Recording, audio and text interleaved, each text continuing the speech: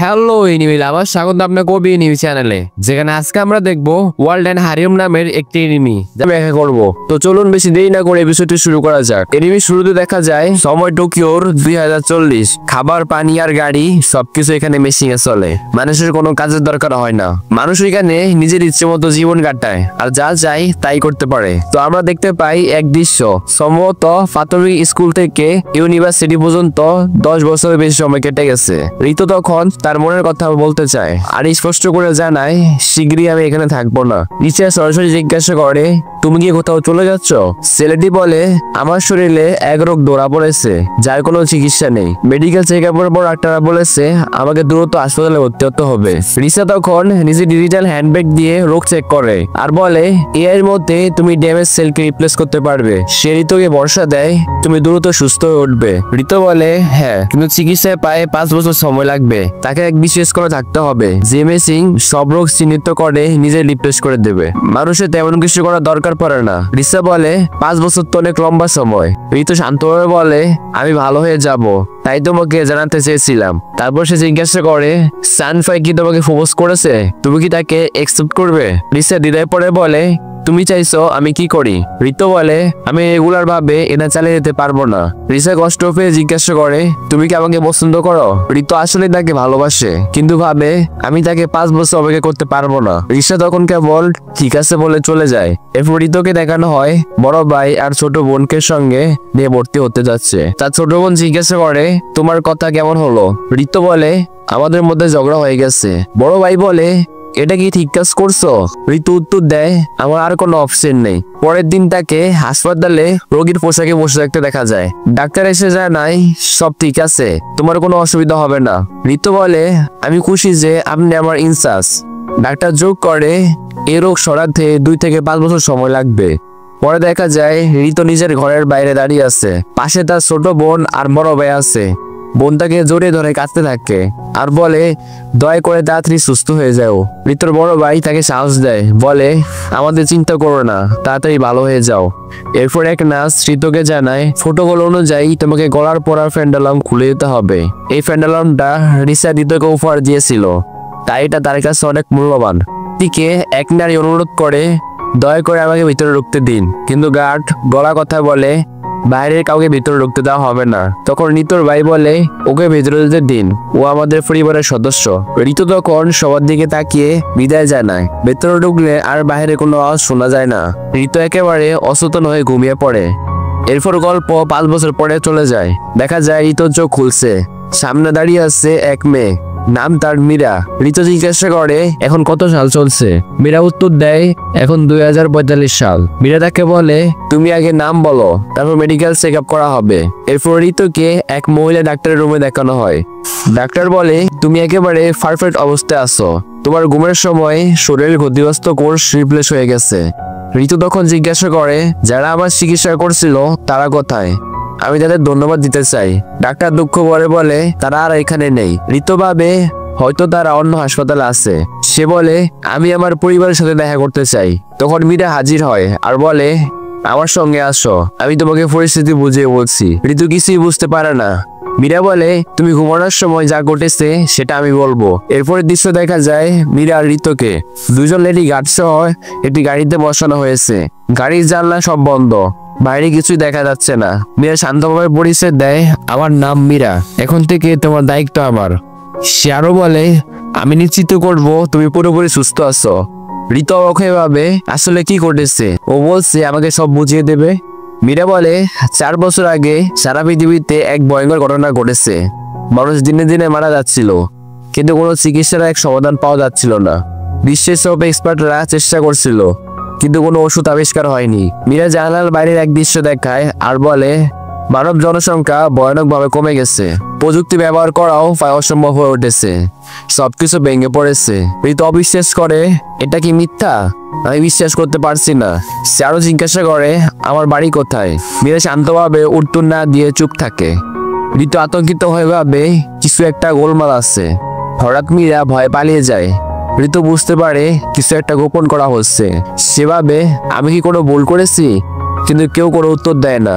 মীরা আবারও ফিরে আসে, বলে এখানকার পৃথিবীতে শুধু নারীরাই বেঁচে আছে, পুরুষরা প্রায় সম্পূর্ণভাবে নিচ্ছিন্ন হয়ে গেছে। কেবলমাত্র অল্প কয়েকজন কলশিপে রাখা হয়েছে, কিন্তু বাইরে এত শক্তিশালী যে পৃথিবীর 99% পুরুষই মারা গেছে। ঋতু অবাক হয়ে বলে, তাহলে আমি বেঁচে আছি কিভাবে?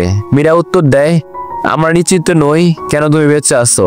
হয়তো কোনো কারণে অ্যান্টিভাইরাস তোমার শরীরে কাজ করেনি, কিন্তু গুরুত্বপূর্ণ হলো তুমি বেঁচে আছো। তুমি আর 4 জন, মোট 5 জন পুরুষ জীবিত রাখা হয়েছে। তোমরা সবাই মানব জাতির শেষ আশা। ঋতু হতবাক হয়ে ভাবে, মানে পুরো পৃথিবীতে শুধুমাত্র 5 জন পুরুষ? মীরা গম্ভীরভাবে বলে, হ্যাঁ, তাই তোমাকে দায়িত্ব নিতে হবে। সে অনুরোধ করে, দয়া করে যত বেশি সম্ভব নারীর সঙ্গে সন্তান জন্ম দাও। 2040 সালে অ্যান্টিভাইরাস শুরু হয়েছিল, যার কারণে পৃথিবীতে বিশাল সংকট পড়ে। তখন বিশ্ব সরকার কেবল নারীদের হাতে চলে যায়, যার নাম রাখা হয় ইউনাইটেড ইউম্যান। বেঁচে থাকা পুরুষেরা কলশিপে রাখা হয়, যেন তাদের শরীর বাঁচানো যায় আর চিকিৎসার খোঁজ করা যায়। একদিকে সরকার এক সুপার কম্পিউটার তৈরি করেছে, যেটা সমস্যার সমাধান দিতে পারবে, কিন্তু এখনো কাজ শেষ হয়নি। তাই তোমরা বেঁচে থাকা পুরুষদের সবচেয়ে বড় আশা। মীরা বলে, মানুষটা একসময় হতাশায় ডুবে যাচ্ছিল, কিন্তু হঠাৎ এক ছোট আশার আলো দেখা যায়। আমরা দেখলাম একজন পুরুষের উপর ভাইরাসের কাজ করে না, তাই বুঝলাম এখন আশা শেষ হয়নি। সেই পুরুষের নাম দেওয়া হয় নাম্বার 1, আর তাকে নিয়ে পরীক্ষা শুরু হয়। এরপর পরিকল্পনা করা হয় ধীরে ধীরে অন্য পুরুষকেও কোলশিপ থেকে জাগানো হবে। তবে এই সত্যটা কেবল ইউনাইটেড ইউম্যান আর খুব সীমিত কয়েকজন কর্মকর্তার মধ্যে রাখা হলো। কিন্তু অবিশ্বাস নিয়ে বলে, মানে আমাদের শুধু প্রযোজনের জন্য ব্যবহার করা হবে? মীরা শান্তভাবে মাথা নাড়ে বলে, হ্যাঁ, যদি সন্তান না হয় তোর মানব জাতি শেষ হয়ে যাবে। ঋতুর আগে বলে, তোমরা আমাদের মিথ্যা বলেছ, আমি এটা করব না। তখন কিছু মেয়ে কর্মকর্তারা বলে, কিন্তু যদি তুমি এটা না করো তাহলে সব শেষ হয়ে যাবে। ঋতু যুক্তি দেয়, তাহলে অ্যান্টিভাইরাস যাদের কাজ হচ্ছে না তাদের উপর ব্যবহার করো। মীরা মাথা নিচু করে বলে, আমরা নাম্বার 1-এর সাথে এটা চেষ্টা করেছি, কিন্তু ব্যর্থ হয়েছি। শুধু একজন নারী তার সন্তান ধারণ করেছে, আর সেই সন্তানই মানব জাতির ভবিষ্যতের আশা। ঋতু হঠাৎ বলে, আমাকে আমার বাড়ি ফেরত দিতে দাও, আমি কিছু করব না। কিন্তু মীরা দৃঢ় কণ্ঠে বলে, না, তোমাকে যে কোনো মূল্যে রক্ষা করতে হবে। তুমি চাইলে পছন্দ করতে পারো যার সঙ্গে সন্তান জন্ম দিতে চাও। ঋতু ভেতরে ভেতরে অস্বস্তি বোধ করে, কারণ তাকে জোর করে ব্যবহার করা হচ্ছে। মীরা তখন তাকে শান্ত করতে চায় আর বলে, তুমি যত শেয়ার করবে তত আমি তোমাকে গ্রহণ করবে। মীরা পায় অনুরোধের সুরে বলে, দয়া করে যত বেশি সম্ভব নারীকে বাঁচাতে সাহায্য করো। তারপর সে ঋতুকে কিছু তথ্য দেয়, যেখানে লেখা আছে 2040 সালে থেকে অ্যান্টিভাইরাস মানুষকে মারতে শুরু করেছে। পৃথিবীর সব দেশে ভয়ানক বিপদ পড়ে, আর সরকার সম্পূর্ণ নারীর হাতে চলে যায়। ইউনাইটেড ইউম্যান পুরো পৃথিবী দখল করে নেয়, আর পুরুষদের কলশিপে রেখে গবেষণা করা হয়। কিন্তু একদিকে সুপার কম্পিউটার এখন অসম্পূর্ণ, তাই দ্রুত সমাধান আসছে না। তবুও তোমার মতো পুরুষেরা মানব জাতি টিকিয়ে রাখার একমাত্র উপায়। ঋতু অবাক হয় আর ভীত হয়ে ভাবে, এটা কি সত্যি? আমার কেবল এই কাজই বাকি? মীরা গম্ভীর স্বরে বলে, হ্যাঁ, তুমি যদি না করো তো মানব জাতি চিরদিনের জন্য ধ্বংস হয়ে যাবে। ঋতু একাকী বসে থাকে, নিজের মনের ভেতরে দণ্ডন নিয়ে। সে ভাবে, আমি রিসাকে আবার দেখতে পাবো, নাকি সব শেষ হয়ে গেল? হঠাৎ তার মাথায় আসে, আমি তো রিসাকে একটা ফ্যান্ডেলাম দিয়েছিলাম। সে ফ্যান্ডেটের ভেতরে জিপিএস ট্র্যাকার ছিল, হয়তো সেটার মাধ্যমে তাকে খুঁজে পাওয়া যাবে। তখন মীরা ঋতুর রুমের ভিতরে ঢুকে ফরব্বু করার মতো পোশাক পরে। ঋতু অবাক হয়ে জিজ্ঞাসা করে, তুমি এভাবে এখানে কেন এলে? মীরা উত্তর না দিয়ে ধীরে ধীরে কাপড় খোলে আর কাছে এগিয়ে আসে। ঋতু হকচকিয়ে যায়। সে মীরাকে থামানোর চেষ্টা করে, কিন্তু মীরা জোর করে তাকে চুমু খেতে চায়। ঋতু তখন রিচার মুখ মনে করে ফেলে। সে তাড়াতাড়ি মীরাকে সরিয়ে দেয় আর বলে, না, আমি এটা করতে চাই না। মীরা আঘাত পেয়ে জিজ্ঞাসা করে, তুমি কি আমাকে ঘৃণা করো? ঋতু শান্তভাবে উত্তর দেয়, না, কিন্তু আমার মন একদমই চায় না। মীরা নিরাশ হয়ে চুপ করে চলে যায়। সকালে মীরা ঋতুকে একটা আয়নার সামনে নিয়ে আসে আর বলে, এখানে তোমার যে কোনো মেয়েকে পছন্দ হয় তাকে আমি তোমার জন্য নিয়ে আসবো। ঋতুর আগে বলে, তোমরা আমাকে জোর করতে পারো না। মীরা শান্তভাবে উত্তর দেয়, এটা শুধু তোমার কামনা পূরণের জন্য নয়, এটা মানব জাতিকে বাঁচানোর জন্য, কারণ ভবিষ্যতের প্রজন্ম পুরোপুরি নির্ভর করছে তোমাদের উপর। আর মনে রেখো, হয়তো কলশিপে থাকা পুরুষেরা 1 বছরের মধ্যে মারা যাবে। ঋতু জিজ্ঞাসা করে, এমনটা কেন? মীরা বলে, কলশিপে তাদের রোগ ধীরে করে দেয়, কিন্তু থামায় না। তাই যত তাড়াতাড়ি সম্ভব তোমাকে দায়িত্ব নিতে হবে। মীরা বলে, আমি তোমার কাছে অনুরোধ করছি, দয়া করে এটা করো। ঋতু দীর্ঘশ্বাস ফেলে বলে, আমাকে শুধু 1 মাসের সময় দাও, আমি কাউকে খুঁজে বের করতে চাই। যদি সে বেঁচে থাকে তবে আমি শুধু তার সাথে এটা করব। ঋতু আসলে নিশাকে খুঁজে বের করার কথা চায়, কারণ সে এখনো তাকে ভালোবাসে। মীরা বিরক্ত হয়ে বলে, ঠিক আছে, কিন্তু শর্ত আছে। 1 মাস পর আমি যাকে বলবো তুমি তার সাথেই করবে। এপিসোডের শুরুতেই দুজন মহিলাকে দেখানো হয় যারা একটি ছেলেকে মেসেজ করছিল। পৃথিবীতে মাত্র 5 জন ছেলে বেঁচে আছে। তাদের মধ্যে একজনের নাম কুচি, যে অন্যদের থেকে একদমই আলাদা। সে সুযোগের ভালোভাবে ব্যবহার করে, রাত দিন যে কোনো সময় যে কোনো কারোর সাথে। সে 2 মহিলাকে নিতে নিতে হরণ হয়ে গেছে। এখন আর তার কাছে 2 মহিলা ভালো লাগে না। তখনই ভিতরে একটি মেয়ে আসে এবং সে বলে, আজ আপনি কার সাথে করবেন? সে কিছু ছবি দেখায়। ছেলেটির এখানে একটিও মেয়ে পছন্দ হয় না। মেয়েটি বলে, ওই মেয়েটি কেমন হবে? এরপর দৃশ্যে কুচি বসে থাকে। তখনই সেখানে একটি মেয়ে আসে যে ছবিতে ছিল।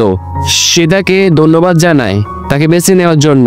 সে বলে, আপনার কথা মতো আমি ওরকম কাপড়ে পরেছি যেটা আমি মুভিতে পরেছিলাম। তখন কুচি তার কাছে আসে। মেয়েটি তার কাপড় খুলে এবং তাকে চুমু দেয়। কুচি বলে, এই দুনিয়া একেবারে অসাধারণ। মানে বন্ধুরা ভাবুন, কত বড় একটা হারামজাদা। পৃথিবীতে মানুষ মরতে আছে আর হে হালাই মাইয়ালে আছে। তো যাই হোক, এরপর তাদের মধ্যে খেলা শুরু হয়ে যায়। আর এই খেলাটা আমি এখানে দেখাতে পারবো না। যদি আমি এখানে দেখাই তাহলে ইউটিউব আমাকে দেখে নেবে। এরপরের দৃশ্যে মীরা মিজুহারুকে বলে, আমি তোমার জন্য বডিগার্ড রাখবো যাতে কেউ তোমার সঙ্গে কোনো ক্ষতি না করতে পারে। ছেলেটি বলে, মীরা তুমি অনেক বেশি খাচ্ছ। তখন তার ছোট বোন তার গাল টেনে ধরে আর বলে, নিউট্রিশন দরকার আছে। আর সে সেখান থেকে চলে যায়। এরপরের দৃশ্যে মিজু আবারও ফ্লোরে হাঁটছিল। তখনই সেখানে নাম্বার 1 আসে এবং সে তার পরিচয় দেয়। সে বলে, চলো বন্ধু হই, কারণ এখানে অনেক কমই পুরুষ আছে।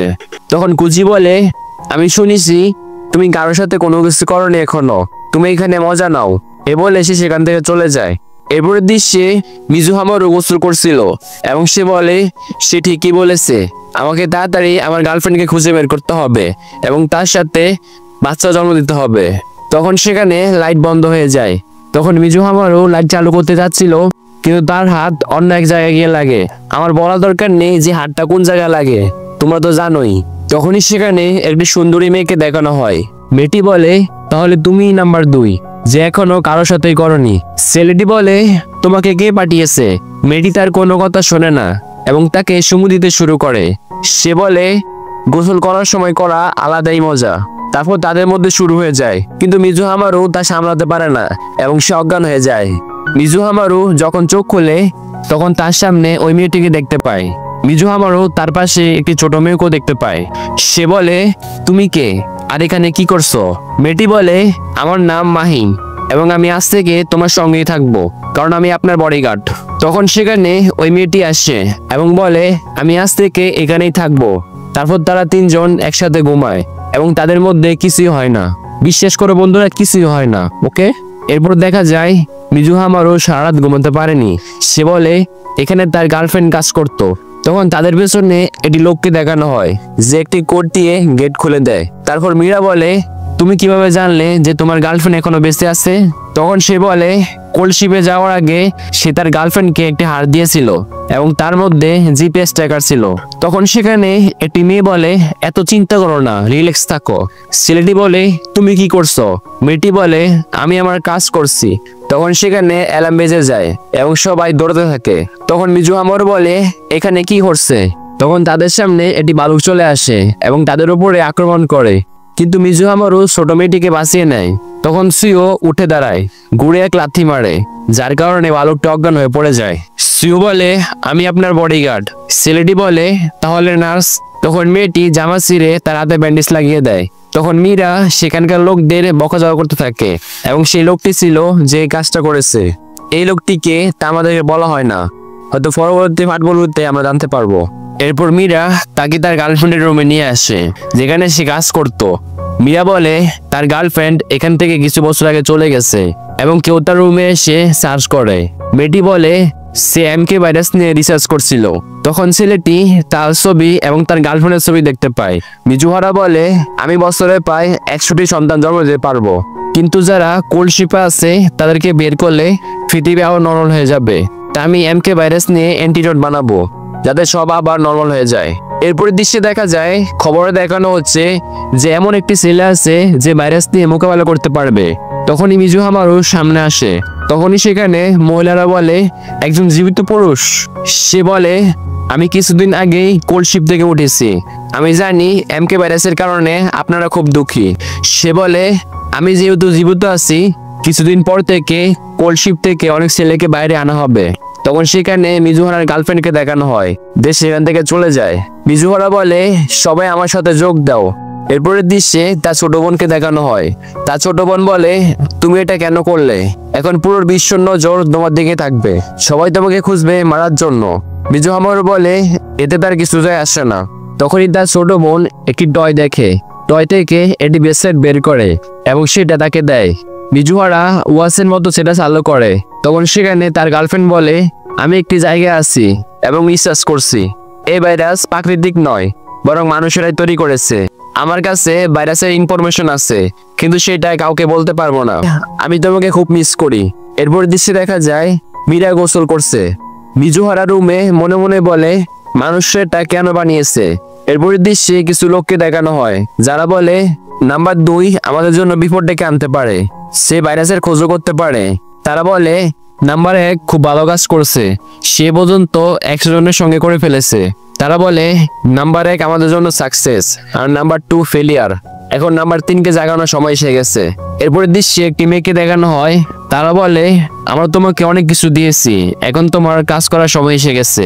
মেয়েটি বলে হ্যাঁ অবশ্যই, এখন পৃথিবীতে 3 নাম্বার পুরুষের আগমন হবে যার লাইফটা একেবারে বদলে যাবে।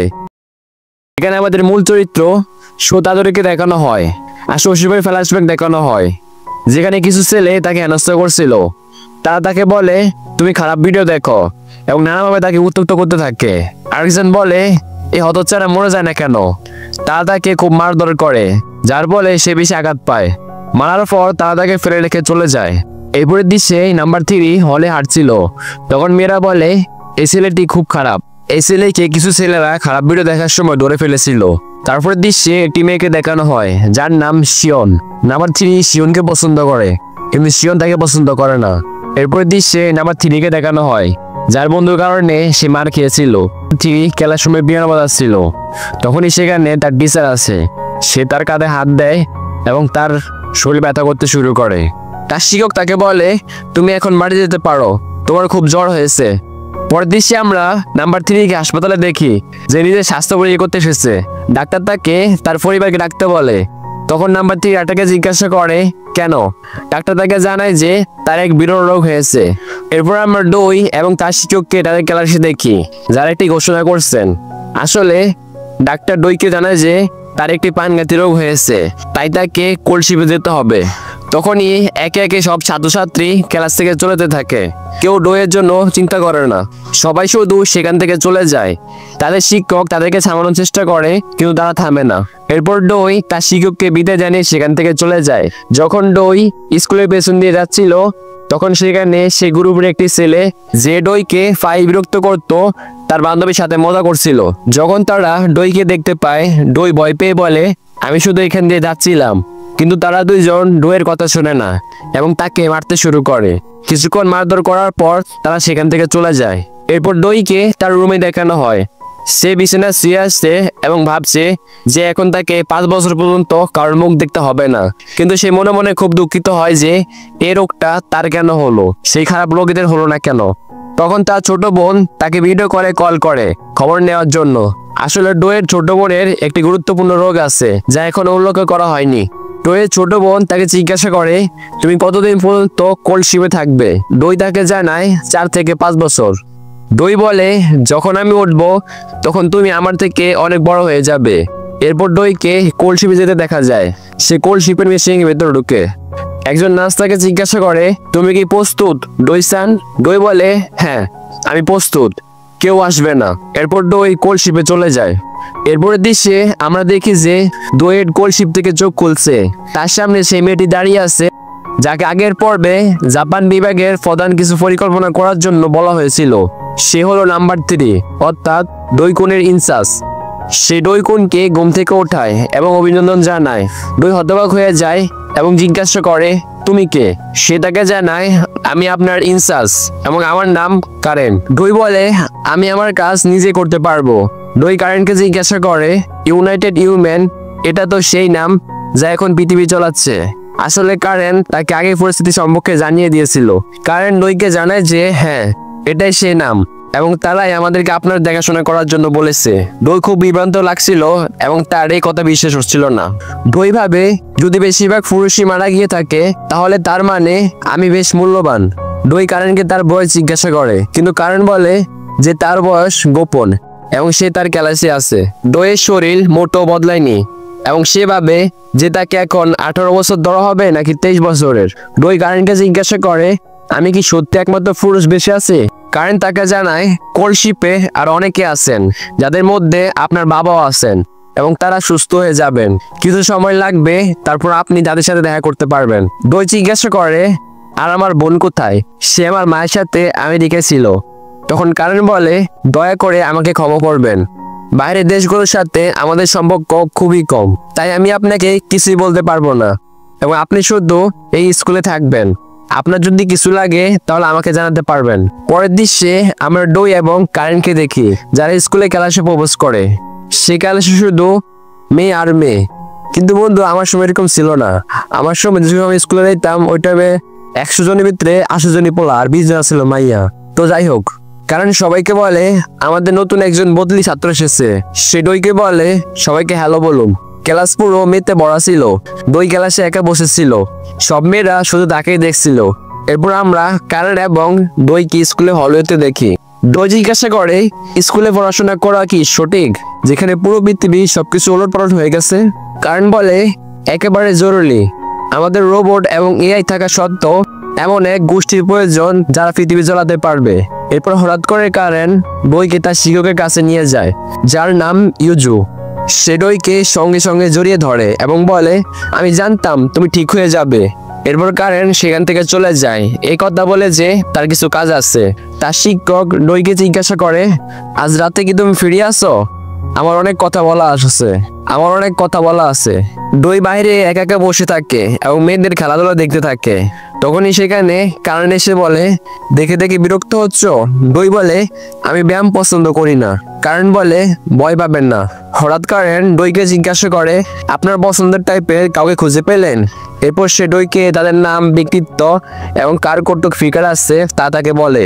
ডই খুব অবাক হয়, সে বুঝতে পারে না কারেন কেন এইসব কথা বলছে। সে সব মেয়েদের নাম এবং কার সাইজ কেমন তা ডইকে বলে দেয়। ডই বলে তারা সবাই অন্য, কিন্তু সবাই ভালো মানুষ বলে মনে হয়। ডই যখন থেকে ঘুম থেকে উঠেছে তখন থেকে বেশ নার্ভাস। কারণ বলে ভয় পাওয়ার কিছু নেই, এখন মানবতার কাছে লড়াই করার সময় নেই এবং আমি আপনাকে সমর্থন করার জন্য সবকিছুই করব, আর আপনি সেই সব মেয়েদের সাথে ভালোভাবে বন্ধুত্ব করুন। পরের দৃশ্যে ডইকে দেখানো হয় যে তার শিক্ষকের রুমে যায়। তাকে দেখে সে বেশ অবাক হয় যে তিনি এমন পোশাক কেন পরেছেন। ডইয়ের শিক্ষক তাকে বলে আমাকে ক্ষমা করো, আমি এমন পোশাক পরেছি, আমি এখনই গোসল করে বের হয়েছিলাম। ইউজু ডইকে বলে এত ক্লান্ত হওয়ার পরও এখানে আসার জন্য ধন্যবাদ। ডইয়ের শিক্ষক তাকে বলছিল যে 5 বছরে তার সাথে কি ঘটেছে, কিন্তু ডইয়ের মনোযোগ অন্য কোথাও ছিল। সে ডইকে জিজ্ঞাসা করে তুমি আমার জন্য কেমন অনুভব করো? আমি কি এখন বুড়ো হয়ে গেছি? ডই বলে এমন কিছু নয়। সে বলে ডই তোমার মুখ দেখে আমার খুব শান্তি হয়। তখন সে তার ঘরের লাইট বন্ধ করে দেয় এবং ডইকে চুমু দেয়। ডই কিছু বোঝার আগেই তাদের ঘনিষ্ঠ মুহূর্ত শুরু হয়ে যায়। এরপর সকালে ইউকে দেখানো হয়, সে ভাবছে আমি ইউজুর সাথে সে সব করলাম আর এটা আমার প্রথমবার ছিল। তার পাশে বসে থাকা মেয়েটি তাকে জিজ্ঞাসা করে ডইকো তুমি কি কোনো মেয়ের কথা ভাবছো? তোমার মন খারাপ লাগছে? বলো তো তুমি কি নিয়ে ভাবছো? ডইকো তাকে বলে যে সে তার পছন্দের গান নিয়ে ভাবছে। মেয়েটি জিজ্ঞাসা করে তোমার কেমন গান পছন্দ? তখন ডই তাকে জানায় যে কিউএস একটা আইডল গ্রুপ, সেটাই তার পছন্দ। এই মেয়েটির নাম ইসুজোনাতো এবং সে বলে এইসব তো খুব সুন্দর। এরপর হিরাসাকা এসে ডইকে বলে ডইসান তোমার কি কিউএস গান পছন্দ? সে ডইকে বলে আমাকে শুধু সাকা বলে ডেকো।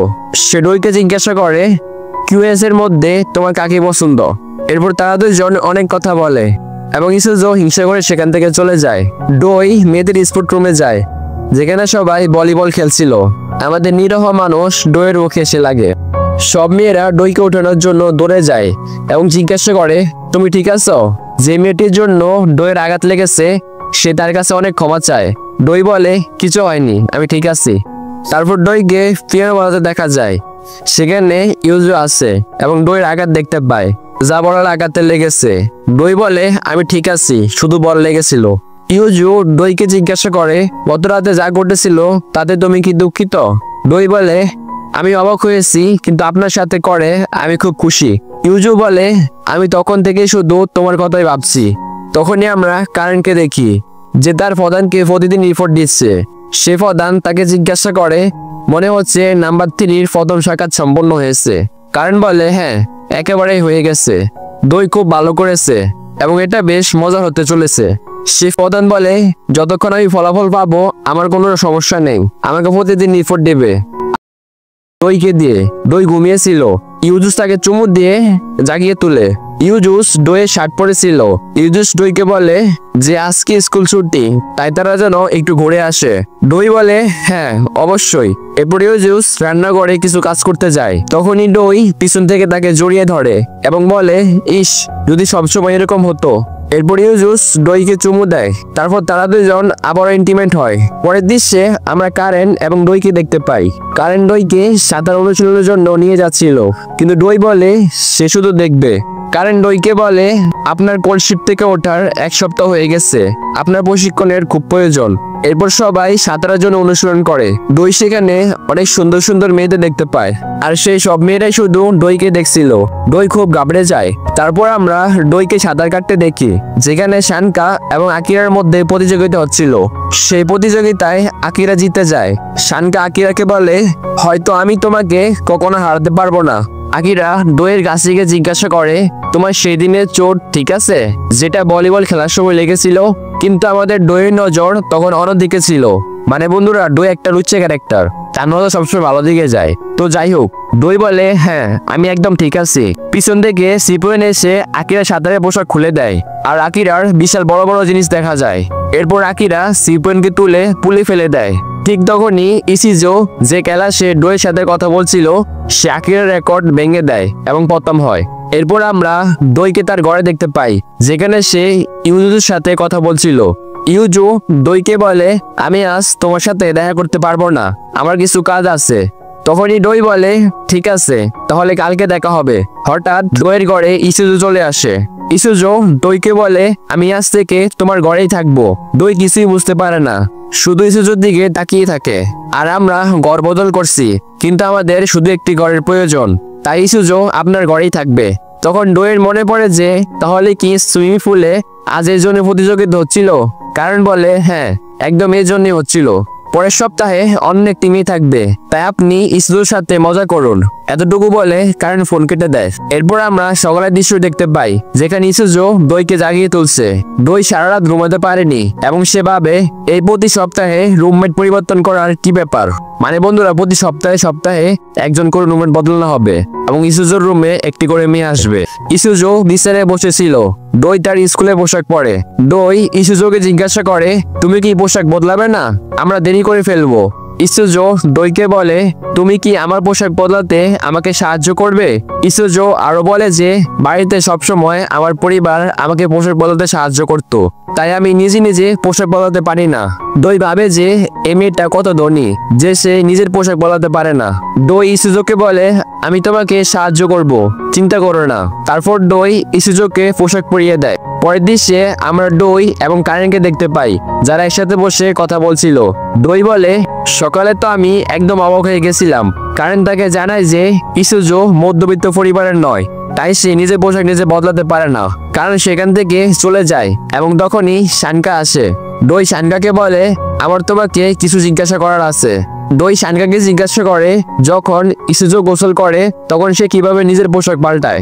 শানকা তাকে বলে, ইসুজো সবসময় তার সাথে কোনো না কোনো রুমমেট নিয়ে যায়। ডই নিজেকে বিশ্বাস করতে পারছিল না যে সে এত সহজে মেয়েদের সাথে কথা বলতে পারছে। ডই সিঁড়িতে বসে ইসুজুর সাথে ইসুজুর ব্যাপারে কথা বলছিল। ইউজু ডইকে বলে ইসুজুর পরিবারে কিছু সমস্যা চলছে, তুমি তাকে সাহায্য করো। ডই জিজ্ঞাসা করে আমি কি আজ আপনার ঘরে আসতে পারি? ইউজু বলে দুঃখিত ডই, আজকেও তুমি আসতে পারবে না। ডই বলে ম্যাডাম আপনি কি আমাকে এড়িয়ে যাচ্ছেন? ইউজু ডইকে বলে এমনটা একদমই নয়, আর ইসুজু এবং মাকিমেদের সাথে ভালো বন্ধুত্ব করো। এরপর ইউজু ফোন কেটে দেয়। তারপর আমরা ডইকে তার ঘরে শুয়ে থাকতে দেখি। সে একদমই ঘুমাতে পারছিল না। তখন ইসুজু উঠে যায় এবং ডইকে বলে আমি কি তোমার বিছানায় ঘুমাতে পারি? আমার একা ঘুম আসে না। ডই বলে যদি এমন হয় তাহলে তুমি আসতে পারো। তারপর তারা দুজন এক বিছানায় শুয়ে পড়ে এবং কথা বলতে থাকে। কথা বলতে বলতে তারা দুজনকে চুমু দেয় আর তারপর তারা ইন্টিমেট হয়। পরের দৃশ্যে আমরা ঋতুকে দেখতে পাই, যে খবর দেখছিল এবং এখনো এমকে ভাইরাসের চিকিৎসা খোঁজার জন্য খুব পরিশ্রম করছিল। ঋতু জনসাধারণের কাছ থেকে অনেক সমর্থন পাচ্ছে। মীরা ঋতুকে তার সাথে মিলিত হওয়ার জন্য জিজ্ঞাসা করে, আর ঋতু বলে না ধন্যবাদ। ঋতু মারিকে জিজ্ঞাসা করে তুমি কি মায়েরুকে দেখেছো? এরপর আমরা ডইকে দেখতে পাই, যেখানে ইসুজু তাকে জাগিয়ে তুলছিল। এরপরের দৃশ্য আবার ঋতুর দিকে যায়, যে হিনোর পাশে দাঁড়িয়েছিল। হিনো তাকে বলছিল যে আমি বাবা হতে চলেছি। ঋতু সেন হিনোকে অভিনন্দন জানায় এবং বলে যদি ছেলে হয় তবে পুরো বিশ্বের জন্য ভালো হবে। এরপর হিনো ঋতুকে বলে নিজের স্বাস্থ্যের যত্ন নিও আর চলে যায়। এরপর আমরা ডইকে দেখতে পাই যে ইউজু সনের কাছে আসে। ইউজু ডইকে জিজ্ঞাসা করে ইউজুর সাথে সব ভালো চলছে? এরপর ইউজু দুঃখ নিয়ে সেখান থেকে চলে যায়। ডই কারেনকে স্কুলের সাথে কিছু কথা বলার জন্য ডাকে। ডই কারেনকে বলে তাহলে সত্যি কোল শিপের পুরুষ ছাড়া বাকি সব পুরুষ মারা গেছে? কারেন বলে হ্যাঁ একদম এটা সত্যি, আমি আপনার সাথে মিথ্যা কেন বলবো? ডই বলে আমি ছাড়া কি এমন আরো কোনো পুরুষ আছে যাদের উপর এমকে ভাইরাসের প্রভাব পড়ে না? কারণ কোনো স্পষ্ট উত্তর না দিয়ে শুধু বলে এত বড় পৃথিবীতে কেউ না কেউ তো নিশ্চয়ই থাকবে। কিন্তু ডই বুঝতে পারে যে এই পুরো স্কুলটি বিশেষ করে তার জন্য বানানো হয়েছে এবং তার বীজ বের করে তার উপর পরীক্ষা নিরীক্ষা করা হবে। ডই বলে যদি এমন হয় তাহলে ইউজু ম্যাডাম এবং বাকি মেয়েদের সাথে অন্যায় হচ্ছে। এরপর কারেন ডইকে একটি সিনেমাকে নিয়ে যায়, এটা দেখানোর জন্য যে কোনো মেয়েদের সাথে কোনো জোর জবরদস্তি করা হচ্ছে না এবং তারা সবাই তাদের নিজের ইচ্ছায় এই কাজ করছে। কারেন ডইকে বলে এই স্কুলটি আপনার জন্যই তৈরি করা হয়েছে যাতে আপনি বেশি করে ইন্টিমেট হতে পারেন। যদি আপনি এমনটা না করেন তাহলে মানবতা আর বাঁচবে না এবং এই সব মেয়েরা আপনাকে পছন্দ করে, তাই আপনার একদমই চিন্তিত হওয়ার প্রয়োজন নেই। এরপর আমরা জাপানের শাখার 3 প্রধানকে দেখতে পাই, যারা মীরাকে ঋতুর ব্যক্তিগত সহকারী পদ থেকে সরানোর কথা বলছে। আমরা ঋতুকে দেখতে পাই, সে একটি হাসপাতালের সামনে দাঁড়িয়ে আছে যেখান থেকে ভাইরাসটি ছড়িয়েছিল। তারা 3 জন ভেতরে যায়। সুই খুব ভয় পাচ্ছিল। সুই বলে আমি শুধু ভূতকে ভয় পাই। ঋতু বলে এখন দুপুরবেলা, এখন ভূত আসবে না। এই জায়গায় এমন কিছু নেই যা দিয়ে আমরা জানতে পারবো ভাইরাসটি কোথা থেকে এসেছে। ভাইরাসের সব আক্রান্ত লোকেরা একসঙ্গে সামনে এসেছে, তাই না? ইউডব্লিউ লোকেরা শুধু কি বিসের মধ্যে ফোকাস করছে? নেনেকো বলে না, যারা কোল শিপে আছেন তাদের ওঠানোর চেষ্টা করছে। এরপরের দৃশ্যে আমরা নাম্বার 1কে দেখতে পাই, একটি মেয়ে তাকে খাইয়ে দিচ্ছিল। তাকে দেখে অন্য একটি মেয়ে জেলাসি ফিল করে। সে একটি ড্রিঙ্কসের বোতল গিলে নাম্বার 1কে খাইয়ে দেয়। তারপর তারা 3 জন মেয়ে নাম্বার 1-এর সাথে ইন্টিমেট হয়। এরপরের দৃশ্যে রেকে দেখানো হয় যে বাথটবে বসেছিল।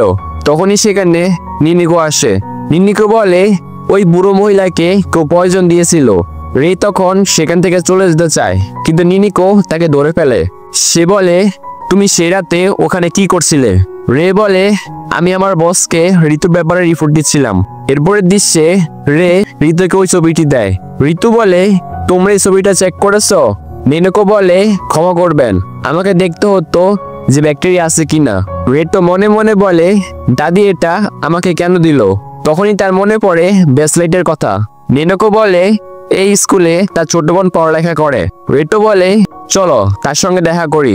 নিনিকো বলে না, ও এখন ব্যস্ত আছে, পড়ালেখা করছে।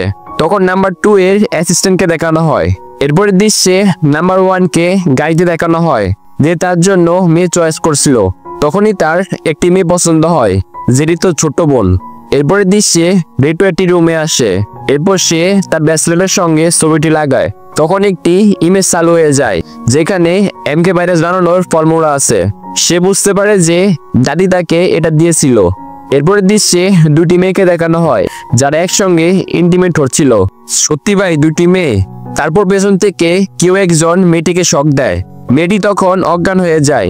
সে ছিল রে, যে মেয়েটিকে শক দিয়েছিল। সেখানে থাকা আরো একটি মেয়ে রেকে কিস করে। আরে ভাই এ জায়গায় কি চলছে? যাই হোক, এরপর রে বলে আমি একটা জিনিস চাই যেটা তুমি করো। মেয়েটি বলে ঠিক আছে। এরপর ঋতু এবং নিনুকে দেখানো হয় যারা করিডোরে হাঁটছিল। ঋতু মনে মনে বলে না, এটা আমি একা একা করতে পারবো না, আমার কোনো একজন রিসার্চার দরকার আছে। রেটো নেনোকে বলে এমকে ভাইরাসের প্রভাব খুব আস্তে ছড়াচ্ছে, এরকম চললে আমরা কোনো ভ্যাকসিন বানাতে পারবো না। নেনোকে বলে আমার এই ব্যাপারে রিসার্চ করা দরকার, কিন্তু তারা আমাকে অল্প একটু রিসার্চ করতে দেয়। ভ্যাকসিনের জন্য কোনো আলাদা রুম নেই, তাদের কোনো সুবিধা দেওয়া হয় না। তখনই সেখানে নাম্বার 1-এর সহকারী আসে। সে বলে মাহিরু যেন তার পার্টনার হয়। তার বোন বলে না। সহকারী বলে যদি আপনি গিয়ে বলেন তাহলে সে হয়তো বুঝতে পারবে। তারপর রেটো গিয়ে নাম্বার 1-এর সঙ্গে কথা বলে। নাম্বার 1 বলে তো আমাদেরকে দেখা করতে দাও, দেখা করি তাহলে হয়তো মানতে পারে। তারপরে ঋতু রাজি হয়ে যায়। এরপরের দৃশ্যে ঋতু গোসল করছিল। তখনই সেখানে নেনোকা এবং আকানে চলে আসে।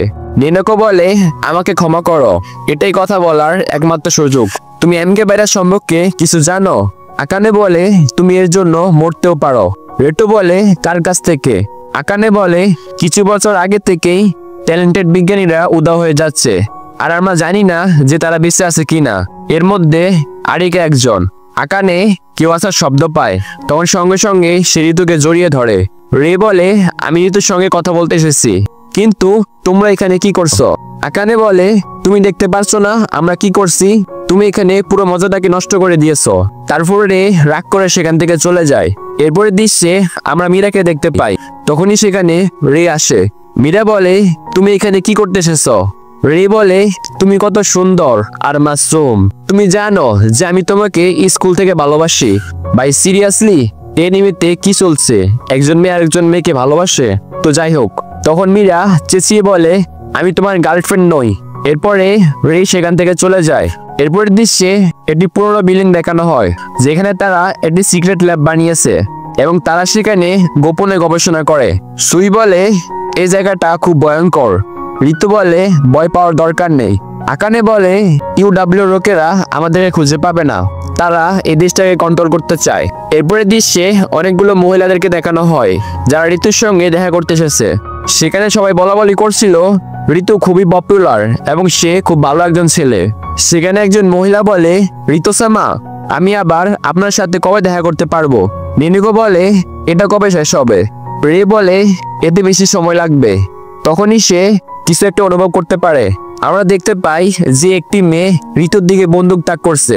যখনই সে ফায়ার করতে যাবে তখনই পিছন থেকে কেউ এসে তাকে গুলি করে দেয়। মেয়েটি বলে আমাকে ক্ষমা করবেন, আমি তাকে জীবিত ধরতে পারিনি। মেয়েটি বলে যে তুমি কি রেটোকে পছন্দ করো? রে বলে না, কিন্তু সে মরলে অন্যরা কষ্ট পাবে।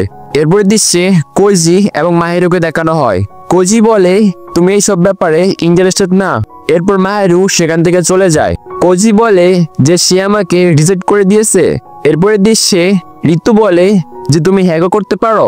নেনোকো বলে যে আমার বন্ধু এটা আমাকে শিখিয়েছে। তারপরে কেউ একজন আসে। সুই দরজা খুলতে যায়। সুই ভয় পেয়ে বলে একটি ভূত। আকানে বলে আমি দুঃখিত, একটু বেশি ভয় পাইয়ে দিয়েছি। এরপরের দৃশ্যে তিনটি মেয়েকে দেখানো হয় যারা কোজির সঙ্গে ইন্টিমেট হচ্ছে এবং সে বেশ ক্লান্ত হয়ে গিয়েছিল।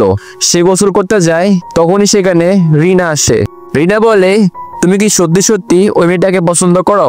কোজি বলে যে না, এটা সত্য নয়। এটা বলে সে রিনাকে জড়িয়ে ধরে।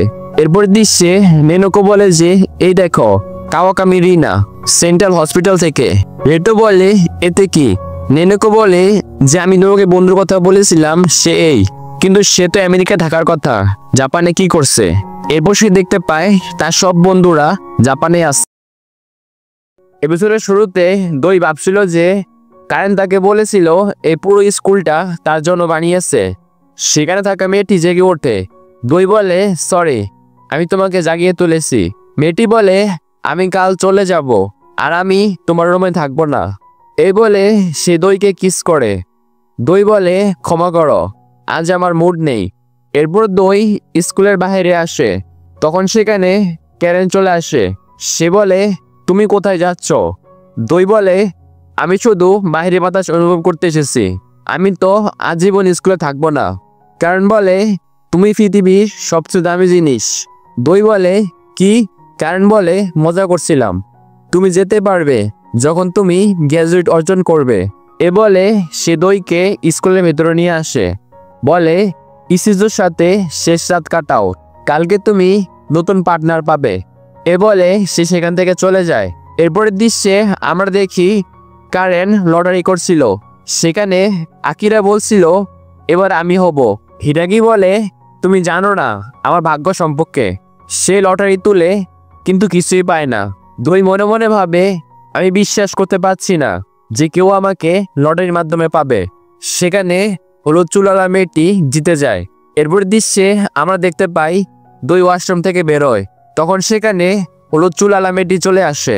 সে বলে, আমি রাত পর্যন্ত ওয়েট করতে পারবো না, চলো এখন ইন্টিমেট হই। তখন একটা ফ্ল্যাশব্যাক দেখানো হয় যেখানে দইকে কিছু ছেলেরা মারছিল, তাদের মধ্যে এ মেয়েটিও ছিল। তাই সে ভয় পেয়ে সেখান থেকে দৌড়ে পালায় এবং একটি রুমে চলে আসে। সেখানে হিরাগি আসে। দই বলে, তুমি এখানে কি করছো? সে চুপচাপ এসে সোফায় বসে। দইকে বলে, তুমি এখানে বসো। সে বলে, আমি গোসল করার সময় দেখছিলাম তোমার হাতে। দই বলে, হ্যাঁ, আগে আমি অনেক বেশি বুলি হতাম, আমার কোনো বন্ধু ছিল না, কিন্তু এখন সবকিছু পাল্টে গেছে। তখন মেয়েটি তার জামাটি খুলে ফেলে। দই একেবারে শক হয়ে যায়। মেয়েটি বলে, আমিও মিডল স্কুলে বুলি হতাম, কিন্তু এখানে আসার পর আমি অনেক বন্ধু বানিয়েছি। আমি আগের কথা মনে করে অনেক দুঃখ পাই, তাই এখানে এসে বসি এবং গান শুনি। সে বলে, আমরা দুজন একই রকম, আমাকে তোমার দাগ দেখাও। তারপর তারা দুজন কিস করে। মেয়েটি বলে, তুমি এগুলো ছুঁতে পারো। এরপর তারা ইন্টিমেট হয়। এরপরের দৃশ্যে দই মেয়েটিকে রুমে নিয়ে আসে। সেখানে হলুদ চুলালা মেয়েটি বলছে, এ এখানে কি করছে? দই বলে, সে আমাদের স্কুলের ফ্রেন্ড। মেয়েটি বলে, এটা তো আমি জানি। সে বলে, তুমি কি জানো আমার নাম কি? আমি জানি যে তুমি আমার নাম জানো না, আমার নাম রিকা। হিরাগি বলে, এটা তার ডিসিশন। তখন রিকা বলে, তাহলে লটারি? সে দইকে বলে, তুমি কি আমাকে পছন্দ করো না? সে বলে, তোমরা কি ওটা করে ফেলেছো? দই বলে, হ্যাঁ। রিকা বলে, তাহলে তো তুমি আমার সঙ্গে করতেই পারবে কোনো সমস্যা ছাড়াই। হিরাগি বলে, তুমি এটা করতে পারবে না। রিকা বলে, সে তোমার নয়। এ বলে তাদের মধ্যে ঝগড়া শুরু হয়ে যায়। এটা দেখে দইয়ের মাথা ঘুরতে শুরু করে। দই সেখান থেকে পালিয়ে যায়। দই বলে, এই দুইজন এমনি মারামারি করছে, যদি আমি ম্যাডামের কাছে যেতে পারতাম। এরপর সে সেখানে বসে পড়ে। সে বলে, এমনিতেও বেশি মেয়ে স্বাস্থ্যের জন্য ক্ষতিকর। তখন ম্যাডাম সেখানে চলে আসে। ম্যাডাম বলে, তুমি তাদের সঙ্গে আনন্দ করো, তাই না? দই বলে, সবকিছু ঠিক আছে। ম্যাডাম বলে, তুমি আমাকে ক্ষমা করে দাও, আমি কিছুই করতে পারিনি। তখন দইয়ের কারণের কথা মনে পড়ে, স্কুলটা তার জন্য বানিয়েছে। দই বলে, আপনার শার্টটা ওঠান। এরপর সে বললে, না না, এটা আমি মজা করছিলাম। সে দেখে যে ম্যাডাম সত্যি সত্যি তার শার্টটা উঠিয়েছে। তারপর দই সেটা ধরে এবং বলে, এটা খুব সফট। তারপর তার কিছু একটা মনে পড়ে। সে ম্যাডামকে সরি বলে সেখান থেকে পালিয়ে যায়। যেখানে দই তার পুরনো কথাগুলো স্মরণ করছিল। কিছু ছেলে সেখানে দাঁড়িয়ে বলছিল যে বিশ্বাস হয় না যে সিওনের কোনো বয়ফ্রেন্ড নেই, হয়তো সে আমার সঙ্গে ডেট করতে চাইবে। দই রেস থেকে থাকে এবং সে সিওনকে দেখছিল। দ্বিতীয় দৃশ্যে আমাদেরকে দেখানো হয় যে স্কুলের সাথে সেই গ্রুপ যাতে এরিকাও ছিল, তারা দইকে খুব বাজেভাবে মারছে। ঠিক তখনই সেখানে সিওন তার দুই বান্ধবীর সাথে উপরে চলে আসে এবং দইকে পিটতে দেখে। তার এক বান্ধবী বলে, সিওন, আমাদের এখান থেকে চলে যাওয়া উচিত। কিন্তু সিওন বলে যে আমরা এখানে থাকবো, কেন যাব, কার কি যায় আসে, আমি তো এখানে খেতে চাই। সিওন সেখানে বসে অনেক মজা করে দইকে পিটতে দেখে। আমাদেরকে বর্তমানে দৃশ্য দেখানো হয় যেখানে দই স্কুলের সাথে বসে আছে। ঠিক তখনই সেখানে সিওন চলে আসে এবং দইকে বলে যে আমাদের অনেকদিন পর দেখা হলো, তাই না? তারপর সে হঠাৎ দই করে হাত ধরে ফেলে আর বলে, প্লিজ আমাকে সাহায্য করো, আমরা বন্ধু নই কিন্তু এক ক্লাসমেট তো ছিলাম। দয়ন শিওনকে বলে, তারা কি তোমাকে বলেনি এই স্কুল সম্পর্কে? দই বলে, তাহলে তাড়াতাড়ি নেগেট হয়ে যাও। শিওন বলে, দইকুন তুমি কি বলছো? তুমি মজা করছো তাই না? দইকুন সেখান থেকে হ্যাঁ বলে চলে যেতে শুরু করে। শিওন তাকে আটকায়, কিন্তু দই বলে যে তুমি আমার সাথে যা করেছো তুমি কিভাবে আশা করতে পারো যে আমি তোমাকে সাহায্য করব? এই বলে দই সেখান থেকে চলে যায়। তারপর আমাদেরকে স্কুলের হলের দৃশ্য দেখানো হয়, যাতে ইসিজো এবং সঙ্গে কথা বলছিল। ঠিক তখনই সেখানে শিওন চলে আসে এবং তাদের দুজনকে বলে যে আমার তোমাদের সাহায্য দরকার আছে। তুমি কি আমাকে বলতে পারো দইকুনের সম্পর্কে, যেমন তার পছন্দ এবং অপছন্দ? শানগা তাকে বলে যে তুমি আমাদেরকে কেন জিজ্ঞাসা করছো? শিওন বলে যে কারণ আমাকে বলেছে যে তোমাদেরকে জিজ্ঞাসা করতে। সনকা তাকে বলে যে জানি না তুমি আমাদের কাছ থেকে কি চাও। ইসিজো তাকে বলে যে তুমি এখানে কেন এসেছো? তুমি 20-এর উপরে, আমি তো তোমাকে ক্লাসমেটও মনে করি না। তারপর ইসিজো এই বলে সাঙ্গাকে সেখান থেকে নিয়ে যায়। তারপর সেখানে আকিরা চলে আসে এবং বলে যে এক প্রকারে আমরা সবাই রাইভাল, কিন্তু এরপরও আমরা বন্ধু, আমরা একে অপরকে বুঝি, কিন্তু তুমি আমাদের বন্ধু নও। মাফ করো, কেউ তোমাকে সাহায্য করবে না। তারপর আমাদেরকে ক্লাসের দৃশ্য দেখানো হয়, যেখানে কারেন বলে যে মনে হচ্ছে সবকিছু ভালো চলছে।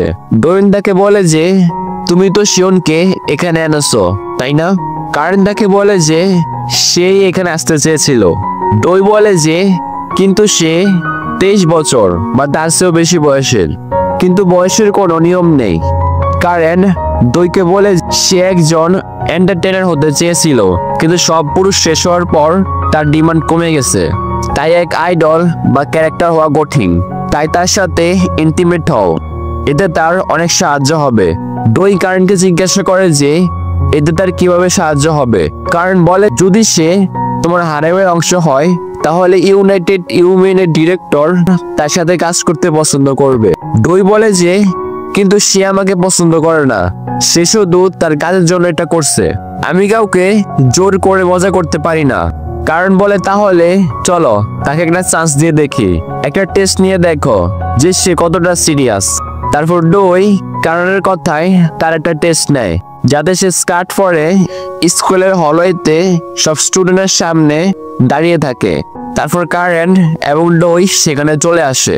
কারণ বলে যে তুমি তো কামাল করে দিয়েছো ওশিনো সেন, এক অ্যাক্টর হওয়ার জন্য লোকেদের অ্যাটেনশন নেওয়া জরুরি।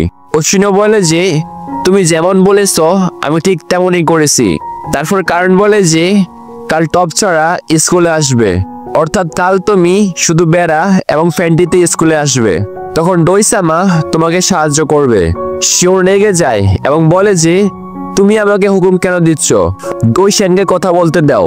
কারণ বলে যে কারণ আমি দই সেনের অ্যাটেন্ডেন্ট। তারপর আমাদেরকে পরের দিনের দৃশ্য দেখানো হয়, যেখানে শিওন শুধু বেড়া এবং ফ্যান্টিতে স্কুলে এসেছে এবং ক্লাস অ্যাটেন্ড করেছে। দই সেনও তার কাছে দাঁড়িয়ে আছে। দই শিওনের কাছে গিয়ে বলে যে ভালো, তাহলে আজ তোমাকে চয়েস করা হয়েছে। ঠিক তখনই দইকুন হোশিনোকে চুমু খেয়ে ফেলে। দই হোশিনোকে এটা বলে চলে যায় যে ক্লাসের পর স্কুলের সাথে চলে এসো। দই সেন হোশিনোকে বলে যে তুমি তো জানো এটা শুধু একটা ডিল, আমি তোমার সাথে শুতে যাব এবং তারপর ইউনাইটেড ইউমেনের কথা বলে তোমাকে জব পাইয়ে দেব। হোশিনো বলে যে সত্যি, তাহলে চলো ঘরে যাই। কিন্তু ঠিক তখনই স্কুলের 2 মেয়ে সেখানে চলে আসে এবং দই সেন হোশিনোর সাথে ঠিক তেমন করে যা হোশিনো তার সাথে করেছিল। সে 2 মেয়ের সামনে হোশিনোকে ইন্টিমেট হওয়ার জন্য বলে। তারপর হোশিনো বলে যে এখানে অন্তত কোন রুমে তো যাই। তারপর দই তাকে খুব ভয়ানক গলায় বলে যে আমি তো এখানে করতে চাই। তারপর হোশিনো সেখানে পুরোপুরি নেকেট হয়ে যায়। দই সেন তাকে শুধু শোয় এবং সে সেখানে পড়ে যায়। দই বলে যে আমি অবাক, তুমি এখনো একটা ভার্জিন। তারপরের দৃশ্যে আমাদেরকে দইকে এবং কারেনকে ঘরে দেখানো হয়। কারেন দইকে জিজ্ঞাসা করে যে তোমার মজা হয়েছে? দই বলে যে এই স্কুলটা তো অসাধারণ, তুমি চাইলে এর থেকেও বেশি মজা করতে পারো। এই স্কুল তোমাকে সবকিছু দিতে পারে যা তুমি চাও, শুধু স্কুলের বাইরে যাওয়ার অনুমতি ছাড়া। কেননা তুমি কিছু নতুন ফিলিং ট্রাই করো। দই বলে, আমি কি তোমার সাথে শুতে পারি? কারণ বলে, হ্যাঁ অবশ্যই। তারপর দই কিছু ভেবে কারণকে বলে যে, আমি চাই তুমি আমার জন্য কাউকে নিয়ে আসো। কারণ তাকে জিজ্ঞাসা করে সে কে। তারপর আমাদেরকে আবার হাইড আউটের দৃশ্য দেখানো হয়। এই দৃশ্যের স্টোরি আগের এপিসোড থেকে শুরু হয় এবং ঋতু বলে যে হয়তো এটাই সেই হাসপাতাল যাতে এমকে ভাইরাসকে প্রথমবার তৈরি করা হয়েছে। আকানে বলে যে, তুমি কি বলছো? ঋতু বলে যে, যদি এমকে ভাইরাস মানুষের তৈরি করেছে তাহলে হয়তো আমরা এ সম্পর্কে জানতে পারিনি, কারণ এর শুরু হাসপাতাল থেকে হয়েছে। আকানে বলে যে, যদি আমরা সেখানে আবার চেক করি তাহলে হয়তো আমরা কিছু খুঁজে পাবো। তারপর আবার আমাদেরকে স্কুলের দৃশ্য দেখানো হয়, যেখানে দইসেন নাসের রুমে নাসের কথায় সব মেয়েদের সান্তার মাপ ছিল। আকিরারটা 92 সেন্টিমিটার ছিল। নার্স বলে যে গত বছর থেকে 2 সেন্টিমিটার বেড়েছে। তারপর দইসেন আকিরার কোমর মাপে। আকিরার কোমর 63 সেন্টিমিটার হয়। নার্স দইকে বলে যে পরের বার হিপসের, এবং আকিরার হিপস 92 সেন্টিমিটার হয়। নার্স আকিরাকে বলে যে ভালো, তুই ভালো কন্ডিশনে আছো। তারপর নার্স দইকে বলে যে এই বছরের কাজ অনেক সহজ হয়ে গেছে কারণ তুমি আমার সাথে কাজ করেছো। দই বলে, মজা করো না, তুমি আমাকে এই কাজ করাচ্ছ যাতে আমি মেয়েদের ছুতে পারি এবং তাদের শেপ বুঝতে পারি। তাই নার্স তাকে বলে যে তুমি খুব হুঁশিয়ার, যেমন কারেন আমাকে বলেছিল। তারপরের দৃশ্যে কারেন এবং দইকে স্কুলের হলওয়েতে দেখি। কারেন দইকে বলে যে মাফ করো, তুমি যা আমার কাছে চেয়েছো তা আনতে একটু সময় লেগেছে। দই বলে, না এমন কথা নয়, তুমি আমার চিন্তা থেকেও তাড়াতাড়ি করে দিয়েছো। অবশেষে আমাদেরকে দেখানো হয় যে দই যা কারেনের কাছ থেকে চেয়েছিল সেটা আর কেউ নয়, সে এরিকা, যে তাকে পরেশান করত।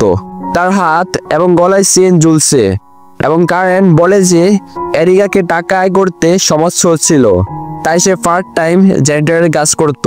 কিন্তু এখন এই বন্দি এখানে ওয়াশরুম পরিষ্কার করছে। দই বলে, এরিকা অনেকদিন পর দেখা হলো। এরিকা দইকে সে পূর্ণ নাম দিয়ে ডাকে, ডোজি। এটা তুমি ঠিক করছো না, আমি তোমাকে ছাড়বো না। ঠিক তখন কারেন এরিকাকে বলে, এরিকা তোমার তো তোমার অবস্থান জানা আছে তাই না? কারেন দইকে বলে, আমি তোমার জন্য তাকে পুরোপুরি পোষা করে দিয়েছি, মজা করো। এই বলে কারেন সেখান থেকে চলে যায়। দইসেন আবার পুরনো কথা স্মরণ করতে থাকে এবং রাগে সেখানে পানি ভর্তি বালতি এরিকার উপর ছুঁড়ে দেয় এবং বলে, আমাকে সেই নাম দিয়ে ডাকা বন্ধ করো। এরিকা বলে যে যদি তুমি আমার সাথে রেপ করো তাহলে আমি আমার জিভ কেটে মরে যাব। দই বলে, তুই ভুল বুঝছো। ঠিক তখনই দই তার ফ্রেন্ড খুলে এবং এরিকার সিন টেনে তাকে ওয়াশরুমে নিয়ে যায়।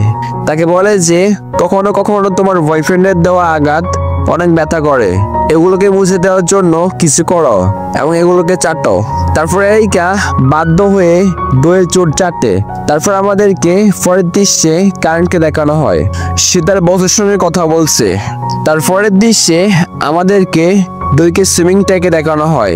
ইসিজো তাকে জিজ্ঞাসা করে, আজ তুমি সুইমিং করবে না?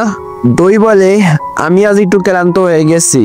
ইসিজো বলে, হয়তো গত রাতে তুমি বিছানায় খুব পরিশ্রম করছিলে। তারপর সবাইকে বলে, চলো রেস লাগাই, যে জিতবে আসছে দই আমার সাথে থাকবে।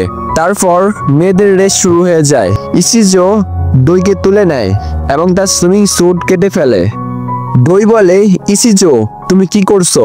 ইসিজো দইকে বলে, দইসামা আকিরা সুইমিং স্যুট ঢুকে পড়ুন, আকিরা লম্বা, তুমি এখানে লুকিয়ে থাকতে পারো, এর সুইমিং স্যুট আমার মতো টাইট। তারপর দই আকিরা স্যুটে ঢুকে যায়। সবার রেস শেষ হয়ে যায় এবং আকিরা দইকে নিয়ে রবচক্কর হয়ে যায়। ইসিজো সবাইকে বলে যে দইসামা তার ক্লাসে চলে গেছে। পরে আমাদেরকে দেখানো হয় যে আকিরা দইকে নিয়ে ফুলে লুকিয়েছিল। দই বলে যে এসব করা কি জরুরি ছিল? ইসিজো বলে যে দইসামা আমাদেরকে শাস্তি দাও। এরপর আমাদেরকে রাতের অনেকগুলো দৃশ্য দেখানো হয় যাতে দইসেন সব মেয়েদের সাথে বারবার ইন্টিমেট হচ্ছে। পরের দৃশ্যে আমাদেরকে দেখানো হয় যে দই ক্লাস থেকে একটা মেয়েকে চয়েস করেছে এবং তাকে তার রুমে নিয়ে যায়। দই তার রুমে আসে, এরিকাকে জিজ্ঞাসা করে তোর বয়ফ্রেন্ড ভাইরাসে মারা গেছে নাকি সে কোল্ড শিপে আছে। এরিকা রেগে বলে তুমি এখনো সেই 5 বছর পুরনো কথাগুলো মনে করছো, এগুলো ভুলে যাও। দই এরিকার কাছে গিয়ে তার মুখ ধরে বলে তোমার জন্য হয়তো এটা 5 বছর পুরনো, কিন্তু আমার জন্য এটা এখনো 5 দিন আগের। তারপর দই সে মেয়েকে বিছানায় শুয়ে দেয় এবং তার সাথে ইন্টিমেট হয়। রাতে আমাদেরকে দেখানো হয় যে এরিকা ডাক্সের কারণে তরপাচ্ছিল। দইও জেগে ওঠে এবং বলে মনে পড়লো তোমার ডাক্সের আসক্তি ছিল, তোমাকে তোমার ট্রিটমেন্ট করে নিতে হবে। দইয়ের কাছে তার ওষুধ ছিল। এরিকা ভিক্ষা করতে শুরু করে, প্লিজ আমাকে সে ওষুধ দাও। তারপর দই তাকে তরফায় এবং সেই ক্যাপসুলটিকে তার জিভে রেখে দেয় এবং বলে নাও, এটাই তো তোমার দরকার ছিল। এরিকা তার কাছে আসে, দুই হঠাৎ তাকে ধরে তার মুখ থেকে তার মুখে সেই ক্যাপসুল ঢেলে দেয়। পরের দিন আমাদেরকে ঋতুর দৃশ্য দেখানো হয়, যেখানে আকানে, কুরোদা, সুই, ঋতু এই 4 জন ট্রেনে কোথাও যাচ্ছে। সে এই গ্রুপকে লিড করছে। তারা পরস্পরের সাথে ভিডিও কলে কথা বলছেন যে এখানে সবকিছু প্রস্তুত। কলই পপকে বলে আমিও সেখানে আসার জন্য প্রস্তুত। পপ বলে যে ঋতু মিজুহারার পডকাস্ট মানুষদের এই আশা দেখিয়েছে যে দুনিয়াতে অন্তত একজন পুরুষ জীবিত আছে। বড় হেডকোয়ার্টাররা তাকে আমেরিকা ডেকে নিতে চায়। কলই বলে ঠিক আছে, তাহলে তারা তোমাকে এই আদেশ দিয়েছে, কিন্তু জাপানের শাখা আরেকজন পুরুষকে লুকিয়ে রেখেছে। আমাদের তদন্ত থেকে আমরা এটা জেনেছি। পপ বলে ঠিক আছে, তাই আমাকে এখানে পাঠানো হয়েছে। কলই পপকে বলে সেখানে পৌঁছানোর পর চারিদিকে চোখ রেখো, প্রত্যেক জিনিসের উপর নজর রেখো। তারপর জাপানের হেডকোয়ার্টার দেখানো হয়, যেখানে 4 জন হেড পরস্পরের সাথে কথা বলছে। ঠিক আছে, এটা ওয়ার্ল্ড হেডকোয়ার্টার মেসেঞ্জার্স। তাদের মধ্যে একজন হেড বলে যে আমরা শুধু জানি এর নাম কলই। ডিরেক্টর কিয়ারা বলে যে এটা একটা অফিসিয়াল অর্গানাইজেশন যা ইউনাইটেড ইউমেনের উপর থেকে আসা হুমকিগুলোর উপর নজর রাখে। তারপর তারা পরস্পরের সঙ্গে কথা বলেন যে তারা এখানে আসছে কি কারণে। সেখানকার একজন হেড সবাইকে দেখান যে ঋতুর কাছে অনেক বিপজ্জনক জিনিস আছে। তারপর স্কুলের সিন দেখানো হয়, যেখানে ক্লাস শুরু হতে চলেছে। দই কোন একটি মেয়ের কাছে যায় এবং বলে ঠিক আছে, আজ তাকে বেছে নেওয়া হয়েছে। তারপর দই তাকে কিস করে। দই বলে আজ আমার রুমে এসো, কিন্তু সেই মেয়েটি বলে সরি, কিন্তু আজ আমার পিরিয়ড চলছে। দই বলে তাহলে কোনো সমস্যা নেই, অন্য সময় হবে। তারপর কারণের সিন দেখানো হয়, যেখানে সে তার বসের সঙ্গে কথা বলছে। তার বস তাকে বলে যে ওয়ার্ল্ড হেডকোয়ার্টার মেসেঞ্জার্স যার সম্পর্কে আমি বলেছিলাম সে কাল আসছে। কারেন তার বসকে জিজ্ঞাসা করে আমাকে কোনো স্পেশাল কাজ করতে হবে না তো। তার বস বলে আর কিছু রিপোর্ট করার আছে। কারেন বলে না, সবকিছু ভালো চলছে। এই বলে কারেন কল কেটে দেয়। কারেন নিজের সাথে কথা বলে এবং বলে যে যদি আমি ওদের সাথে মিলে যাই তাহলে কে আমাকে বেশি সাহায্য করবে। তারপর সেই মেয়েকে বাইরে বসে থাকতে দেখা যায়, যাকে সকলে দই কোন কিস করেছিল। তারপর জানা যায় যে এই মেয়েটি এরিসার পাঠানোর একজন গোয়েন্দা, যে এরিসার কথায় স্কুলে এসেছে। এরিসা তাকে জিজ্ঞাসা করে সেই ছেলেটি কি তোমার সঙ্গে জোর করেছে। সে এরিসাকে বলে না, আমি শুধু তাকে মানা করে দিয়েছি। এরিসা বলে এখানে সবকিছু ভালো চলছে এবং ওয়ার্ল্ড হেডকোয়ার্টার থেকে মেসেঞ্জার এখানে পৌঁছে যাবেন। ফ্লাইট শুরু করার সময় এসেছে। তারপর দই কোন এবং ইসিজুর সিন দেখানো হয়, যেখানে বেশ গরম পরিবেশ চলছে। দই ইসিজুর সব কাপড় খুলে দেয়। তারপর ইসিজু তাকে গার্লস ডমে নিয়ে যায়, যেখানে আগে থেকেই শুনকা এবং আকিরা বসে আছে। তারপর তারা 3 জন দই কোনের সাথে ইন্টিমেট হয়। তারপর গার্লস হোস্টেলে আরো গরম পরিবেশ হয়ে যায়। তারপর দই তার সব স্বপ্ন পূরণ করে। সে স্কুলের এমন কোনো জায়গা ছাড়ে না যেখানে সে ইন্টিমেট না হচ্ছে, এমনকি নাচের সাথেও সে ইন্টিমেট হয়। তারপর দৃশ্যে রাতের সিন দেখানো হয়, যেখানে ঋতু, আকানে, সুই এবং কোরোদা হাসপাতালে আবার চেকিং করতে এসেছে। হাসপাতালের লাইট চলে যায়, যাতে তারা কিছুই ভালোভাবে দেখতে পারছে না। আকিরা ঋতুকে বলে তুই মীরা সম্পর্কে কি ভাবো? তুমি জানো না সে তোমাকে ভালোবাসে? রেটো আকানেকে শুধু এটা বলে, হ্যাঁ সে খুব সুন্দরী। আকানে রেতোকে বলে, আমার তো মনে হয়েছিল তুমি একটা কড়া লোক, কিন্তু তুমি তো একটা ভার্জিন। তখনই সুই আকানেকে বলে, রেটো আমাকে বিরক্ত করো না, এবং আকানে সুইকে ভয় দেখায়। সুই হঠাৎ লাফিয়ে একটা গেটের আঁকা খায় এবং সেখানে একটা সিক্রেট রাস্তা খুলে যায়, যা একটা ইয়ার ডাকে যাচ্ছে। পরের সিনে দেখানো হয় যে পপ জাপানে পৌঁছে গেছে এবং ডিরেক্টর কিয়ারা তাদেরকে স্বাগতম জানায়। ডিরেক্টর পপকে কোলোই ভাবছে। পপ তাদের বলে যে না, আমি কোলোই নই, সে অন্য কোথাও গেছে। তারপর রিতোর সিন দেখানো হয়, তারা সেই ইয়ার ডাক্স দিয়ে যাচ্ছে। তখন তারা একটা সিক্রেট ল্যাব দেখে। রেটো বলে, একটা হাসপাতালে এমন জায়গায় কি করছে? আকানে পিছন থেকে রেতোর উপর চড়ে ওঠে এবং বেশি ওজনের কারণে তারা নিচে পড়ে যায় এবং সবার নজরে চলে আসে। রিটো দেখে যে এই ল্যাবকে রিড করছে সে আর কেউ না, টেকনিক্যাল ডিরেক্টর, যে ফার্স্ট হেডের মধ্যে একজন। ডিরেক্টর কোদাই বলে, তুমি এখানে কি করছো? কোরদা বলে, এটা কি জায়গা? ডিরেক্টর তাকে বলে না এবং বলে, কারা জানে এটা কি জায়গা? কোরদা ডিরেক্টরের কাছে তার বন্ধুদের সম্পর্কে জিজ্ঞাসা করে যারা হারিয়ে গিয়েছিল। ডিরেক্টর তাকে বলে, এখন তোমরা আমাদের রহস্য জেনে গেছো, তাই তোমরা এখান থেকে জীবিত যেতে পারবে না। ডিরেক্টর যত সঙ্গী সেখানে আছে সবাই রিটো এবং বাকিদের গান দিয়ে টার্গেট করে। তারপর এক মুহূর্তেই টেকনোলজি ডিরেক্টর এবং তার সঙ্গীদের 3 জনকে অফিসার মেরে ফেলে। তারপর এন্ট্রি হয় কোলোর। রেতো তাকে দেখে অবাক হয় এবং বলে, তুমি এখানে কি করছো? কোলোই রেতোকে বলে, আমার দেখা হয়ে ভালো লাগলো রেতো-সামা, আমি United Human World Headquarter officer. কোলোই রিতোকে বলে, আমি এই মিশনের ইনচার্জ। কোলোই রিতোকে সব বলে যে যখন সে ওয়ার্ল্ড অ্যানাউন্সমেন্ট করেছিল তখন থেকে সে একটা গোয়েন্দা হয়ে জাপানে তদন্ত করছিল। কোলোই বলে, এই পুরো বিল্ডিং এ বোম লাগানো আছে, আমাদের এখান থেকে তাড়াতাড়ি বেরোতে হবে। তারপর তারা তাড়াতাড়ি কোলোর হেলিকপ্টারে উঠে যায় এবং পুরো হাসপাতালটা সেকেন্ডের মধ্যে ধ্বংস হয়ে যায়। তারপর আবার স্কুলের সিন দেখানো হয়। সব মেয়েরা পরস্পরের সাথে তর্ক করছে আজকার পালা ডই আমার সাথে থাকার। ডই বলে, আমার কাছে একটা আইডিয়া আছে। সে 5 জন মেয়েকে লাইনে দাঁড় করিয়ে দেয় ডগি স্টাইলে এবং ফালা করে সবার সাথে ইন্টিমেট হয়। ডই তার মনে মনে বলে, 5 বছর আগে কে ভেবেছিল এমন কিছু হবে? ওরা আমাকে ডোজি বলে ডাকতো, আমার মজা উড়াতো, কিন্তু যখন থেকে আমি কোল্ড শিপ থেকে উঠেছি দুনিয়া পুরোপুরি বদলে গেছে। এই দুনিয়া আমার জন্য স্বর্গ এবং আমি এর প্রত্যেক মুহূর্তের মজা নিতে চাই। তারপর রাতের সিন দেখানো হয় যেখানে কারেন শিওনকে ধরে রেখেছে এবং তাকে ধোকা দেয়। কারেন শিওনকে বলে, এই পুরো স্কুল ডোই-সামার মজার জন্য তৈরি এবং এখানকার সব মেয়েরা ডোই-সামার জন্যই, তাই আমি এখান থেকে একটা মেয়েও কম হতে দেব না। শিওন বলে, তুমি আমাকে টোকিও ফাটানোর প্রতিশ্রুতি দিয়েছিলে।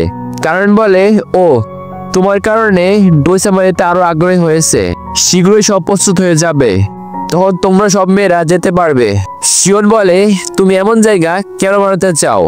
যদি শুধু বাচ্চা জন্মানোর কথা হয় তাহলে আরো অনেক উপায় আছে। তারপর কোলোই হেলিকপ্টার দেখানো হয়। কোলোই রেতো-সামাকে জিজ্ঞাসা করে, যখন থেকে আপনি সে অ্যানাউন্সমেন্ট করেছেন আমাকে একটা প্রশ্ন বিরক্ত করছে, আপনার বাহিরে আর কোনো পুরুষ আছে কি যার উপর এমকে ভাইরাস কাজ করে না? তারপর রেতো ভাবে, একে বলা কি ঠিক হবে? সে আগে থেকেই ইনোসেন্ট সম্পর্কে জানে কি? কোলোই বলে, জাপানের ডিরেক্টর কেন আমাদেরকে না জানিয়ে তোমাকে দুনিয়ার সামনে আনার সিদ্ধান্ত নিল এবং সে অদ্ভুত ফ্যাসিলিটি কি ছিল আর সেই বিল্ডিং কেন ধ্বংস হয়ে গেল? তারপর জাপানের হেডকোয়ার্টারের সিন দেখানো হয় যেখানে ডিরেক্টর কেরা পপকে বলে, আপনার তো জানা আছে টেকনোলজি ডিরেক্টর শুরু থেকে একটু অদ্ভুত, যেমন সে কামোরা সিটিতে চুপচাপ রিসার্চ করছে কিন্তু আমাদের এর সাথে কোনো সম্পর্ক নেই। পপ বলে, আপনাদের এইসব সম্পর্কে আগে থেকে জানা ছিল এবং আপনারাই সব আদেশ দিচ্ছিলেন, তাই না? পপ ডিরেক্টরকে আরেকটা প্রশ্ন করেন, এখানে রেতো মিজুহারার বাহিরে আর কোনো পুরুষ আছে কি যার উপর এমকে ভাইরাস কাজ করে না? তখন ডিরেক্টর কেয়ারা সিকিউরিটিকে ডেকে আনে এবং বলে, সরি মিস পপ, কিন্তু আমরা আপনাকে গ্রেপ্তার করছি। কিন্তু সেই সব সিকিউরিটি আগে থেকেই পপের সঙ্গে মিলিত এবং তারা উল্টো হেডকোয়ার্টারের উপর টার্গেট করে। সবাই ভাবছিল টেকনোলজি ডিরেক্টর সব ইনফরমেশন ওয়ার্ল্ড হেডকোয়ার্টারে লিক করেছিল, কিন্তু এইসব কাজ ডিরেক্টর জেনারেল শোতার তারপর ফফ তাদের 3 জনকে গ্রেপ্তার করে। সে তাদের উপর অভিযোগ করে যে তোমাদের এমকে ভাইরাস ছড়ানোর অপরাধে গ্রেপ্তার করা হচ্ছে, তোমরা জাপানি লোকদের ওপর অত্যাচার করছো। কোলোই বলে মনে হচ্ছে যেখানে এমকে ভাইরাস তৈরি করা হয়েছিল সেটাই সেই ফ্যাসিলিটি ছিল। কোরোদা বলে তাহলে তারা রহস্য লুকানোর জন্য ব্লাস্ট করেছে। কোলোই বলে হ্যাঁ মনে হচ্ছে তাই, তারা যা করেছে তা খুব খারাপ। কোলোই বলে যদি আমরা জেনে যেতাম যে এমকে ভাইরাস কিভাবে তৈরি হয়েছে তাহলে আমরা তার চিকিৎসা খুঁজে পেতাম, এর চান্স অনেক বেশি ছিল। কিন্তু জাপানি ডিরেক্টর সবসময় সবাইকে মিথ্যা বলে এসেছে। তাদের চিকিৎসা তৈরিতে তোমাদের সাহায্য করা উচিত ছিল, হ্যাঁ বা না? কোলোই বলে তোমরা কি টেররিস্ট সম্পর্কে জানো? যখন পুরো দুনিয়া ধ্বংসের দ্বারপ্রান্তে ছিল তখন লোকেরা জানলো যে এমকে ভাইরাস থেকে একমাত্র বেঁচে থাকার পুরুষ জাপান হেডকোয়ার্টারের কবজায়, যার ফলে লোকেদের মধ্যে ক্ষোভ বেড়েছে। এবং যখন তোমরা সেই নিউজ পুরো দুনিয়া ছড়ালে তখন থেকে টেররিস্ট কার্যকলাপ বেড়ে গেছে। তোমরা এরিসের সম্পর্কে জানো না? কোলোই তাকে এরিসের ছবি দেখায় এবং বলে যে এখন এরিসা একটা টেররিস্ট গ্রুপে আছে যা ইউনাইটেড ইউম্যানের বিরুদ্ধে। তারপর রিতো খুব শকড হয়ে যায় এবং এরিসের সাথে তার পুরনো কথা মনে করতে শুরু করে, যেখানে একটা ফেস্টিভ্যাল ছিল। তারপর স্কুলে সিন দেখানো হয়। দই কোন এরিকার কাছে যায়, দই তাকে কম্বল পরিয়ে দেয়, কিন্তু যখন এরিকা উঠে দাঁড়ায় ঠিক তখনই স্কুল ব্লাস্ট হয়। তখন কোলোই একটা খবর পায় যাদের উপর এমকে ভাইরাস কাজ করে না তাদের মধ্যে একজন পুরুষকে টেররিস্ট গ্রুপ কিডন্যাপ করে। দই হাসপাতালে শুয়ে থাকে স্কুলের বিস্ফোরণের ঘটনার পর। দই চোখ খুলে তখন দই বলে আমার স্কুলের ঘটনা মনে আছে। নার্স দইকে চেক করে এবং বলে যে সে এখন ঠিক আছে। দই কারণকে জিজ্ঞাসা করে তুমি কি আমাকে বলতে পারো যে সেখানে কি ঘটেছিল? কারণ তাকে বলে টেররিস্টরা আপনাকে অপহরণের চেষ্টা করেছিল। আমরা ইউনাইটেড ইউম্যান বিশ্বে সবকিছু পৌঁছে দেই, কিন্তু কিছু লোক ইউনাইটেড ইউম্যানের দায়িত্বশীল হয়ে খুশি নয়। তারপর আকিরা ইসিজো তার সবার রুমে চলে আসে। দই বলে তোমাদের সবাইকে চিন্তায় ফেলার জন্য আমাকে ক্ষমা করো, তোমরা সবাই ঠিক আছো তো? তারপর তারা 4 জন দইকে ধরে কাঁদতে শুরু করে। পরের দৃশ্যে আমরা কারেন এবং দইকে হাসপাতালে দেখতে পাই। দই কারেনকে বলে আমার বাইরে থাকা ঠিক আছে কি? তারা আমার পিছনে পড়েছে। কারেন তার রুমাল জালে ফেলে দেখায় এবং সে জালে অনেক বেশি ভোল্টেজ ছিল। কারেন বলে এমন একটি ব্যারিয়ার আমাদের স্কুলের চারপাশে ছিল, কিন্তু সম্ভবত ভিতরে কেউ গুপ্তধর ছিল। কারেন বলে আমি ভেবেছিলাম যে তুমি এরিকাকে ঘৃণা করো, তুমি তাকে বাঁচানোর জন্য নিজের জীবন কেন ঝুঁকিতে ফেললে? তুই বলে সেটা আমার কাছে হঠাৎ করে ঘটে গিয়েছিল। কারেন বলে তোমার শরীর খুব বিশেষ, তাই ভবিষ্যতে এমন কিছু করো না। দই বলে হ্যাঁ আমি বিশ্বের একমাত্র পুরুষ যে। কারেন তাকে সত্য বলে যে আসলে বিশ্বে আরো 4 জন পুরুষ আছে, তাদেরও তোমার মতোই অসুস্থ ছিল। দই এই কথা শুনে অবাক হয়ে যায়। কারেন বলে তাদের মধ্যে কিছু কিছু এখনো জাগেনি। দই একথা শুনে ভয় পেয়ে যায় যে আবার পুরোনো দিনের মতো তাকে উত্ত্যক্ত করা হবে। কারেন তাকে উস্কানি দেয়, বলে যে তারা তোমার বাধা, তাই না? কারেন বলে এরপর আমি তোমাকে কিমোনো থেকে টোকিও নিয়ে যাওয়ার কথা ভাবছি, যেখানে এখন ইউনাইটেড ইউম্যান ওয়ার্ল্ড হেডকোয়ার্টার থেকে একজন মেসেঞ্জার এসেছে, তাই এখানে সবকিছু গোলমাল চলছে। দই বলে তুমি আসলে কি করতে চাও? কারেন বলে তুমি তো স্মার্ট, তোমার তো বুঝতে পারা উচিত, কিন্তু আমি তোমাকে বলছি আমি সবচেয়ে শক্তিশালী এবং সবচেয়ে বিশেষ হতে চাই। কারেন বলে আমি পুরো বিশ্বে নাম্বার 1 হতে চাই, তাই আমি তোমাকে বিশ্বের নাম্বার 1 পুরুষ বানাতে চাই। আমার মনে হয় আমাদের স্বার্থ একই। দই বলে তোমার পরিকল্পনা পরে বলতে পারো, প্রথমে আমাকে একটা কথা বলো, তুমি কখনো নিজেকে আমার প্রথম সন্তানের মা হওয়ার কথা কেন ভাবনি? কারেন বলে তোমাকে গেমের নিয়ম তো জানা আছে নাকি? আমি ফেলিয়ার হওয়ার চেয়ে কোর্স হয়ে সবাইকে কি করতে হবে তা বলতে পছন্দ করব। যদি তুমি আমার সাথে মিলিত হতে চাও তাহলে আমার কোনো সমস্যা নেই। যদি আমি মাও হয়ে যাই তাহলেও আমি তোমার অ্যাটেন্ডেন্ট হয়ে থাকবো। তারপর কোমর সিটিতে পাঠিয়েছিল। হিকারু এরিসাকে কল করে এবং বলে ক্ষমা করো, আমি নাম্বার 3 কে ধরতে ব্যর্থ হয়েছি। এরিসা বলে তারা আমাদেরকে নিয়ে আগে সতর্ক ছিল, তুমি আর কোনো ঝুঁকি নিও না। হিকারু বলে হ্যাঁ, আমি কোমোডো সিটি ছেড়ে যাব। হিকারু এরিসাকে জিজ্ঞাসা করে আর তোমার সেখানে কি চলছে? এরিসা বলে এখন আমরা তাকে নিয়ে যাচ্ছি। এরিসা নাম্বার 4 এর কথা বলছে, যাকে ইজা নামক গ্রুপ অপহরণ করেছে। এই গ্রুপে এরিসা এবং হিকারু আছে। নাম্বার 4 এখনো কোল্ড শিপে ঘুমিয়ে আছে। এরা পুরো মিশিং তুলে নিয়ে এসেছে। এই গ্রুপে যত মহিলা আছে সবার মুখ ঢাকা। তাদের মধ্যে একজন বলে এখন আমরা আমাদের দাসের আওকিং নিতে শুরু করব। তারপর আমরা মিরাজ সিন দেখি, যেখানে জেনারেল সোতা তাদের সাথে কথা বলছে। তুমি কি সেই টেররিস্টের কথা শোনোনি? জেনারেল বলে নাম্বার 1 কে কিছুদিনের মধ্যে এখানে আনা হবে, তাই তার প্রস্তুতি নাও। তোমাকেও এখানে আসতে হবে, তুমি তার অ্যাটেন্ডেন্ট। নাম্বার 2 কোরোদা, তার বডিগার্ড এবং নার্স ইতিমধ্যে এখানে এসেছে। তারপর আমরা জাপান হেডকোয়ার্টার দৃশ্য দেখি, যেখানে কই রিতো রে এবং কোরোদার কথা বলছে। রিতো বলে যে অপহরণ হয়েছে সে চতুর্থ পুরুষ ছিল, তাই না? ক্লোই বলে টেররিস্টরা আমাদের জাপানে আসার সুযোগ নিয়েছে এবং একই সময় অনেক জায়গায় বিস্ফোরণ করেছে। যদি জাপানি বেঞ্চ ওয়ার্ল্ড হেডকোয়ার্টারকে আগেই বলতো যে তোমরা ছাড়া এখানে আরো 4 জন পুরুষ আছে, তাহলে আমরা এটা থামাতে পারতাম। রেটো বলে টেররিস্টরা আসলে কি চায়? ক্লোই বলে আমরা এটা জানি না, কিন্তু মনে হয় এটা জাপানি বেঞ্চের অত্যাচারের কারণে হয়েছে। তখন রে চিৎকার করে বলে জাপানি বেঞ্চ অত্যাচারী নয়। ক্লোই বলে তাহলে টেররিস্ট অ্যাটাক কেন হয়েছে? রিতো বলে এরিসা ওই গ্রুপে আছে, তাই না? ক্লোই বলে হ্যাঁ, সেই গ্রুপে আছে। দেখে মনে হয় এরিসা তাদের লিডারের একজন। রিতো ক্লোইকে জিজ্ঞাসা করে আমরা এখন কি করব? ক্লোই বলে রিতো মিজোহারা, তুমি একজন ভালো মানুষ। তুমি জাপানের বেঞ্চের আদেশ মানোনি এবং কোনো মেয়ের সাথে ইন্টিমেট হওনি। চিন্তা করো না, আমরা এখানে দেখবো যে তুমি নিরাপদে থাকো। এটা বলে ক্লোই সেখান থেকে চলে যায়। তারপর আমরা দেখি যে ক্লোই পুরো উলঙ্গ হয়ে তার মিশনের রিপোর্ট দিচ্ছে। এটা সম্ভবত ওয়ার্ল্ড হেডকোয়ার্টারের হেডের একজন।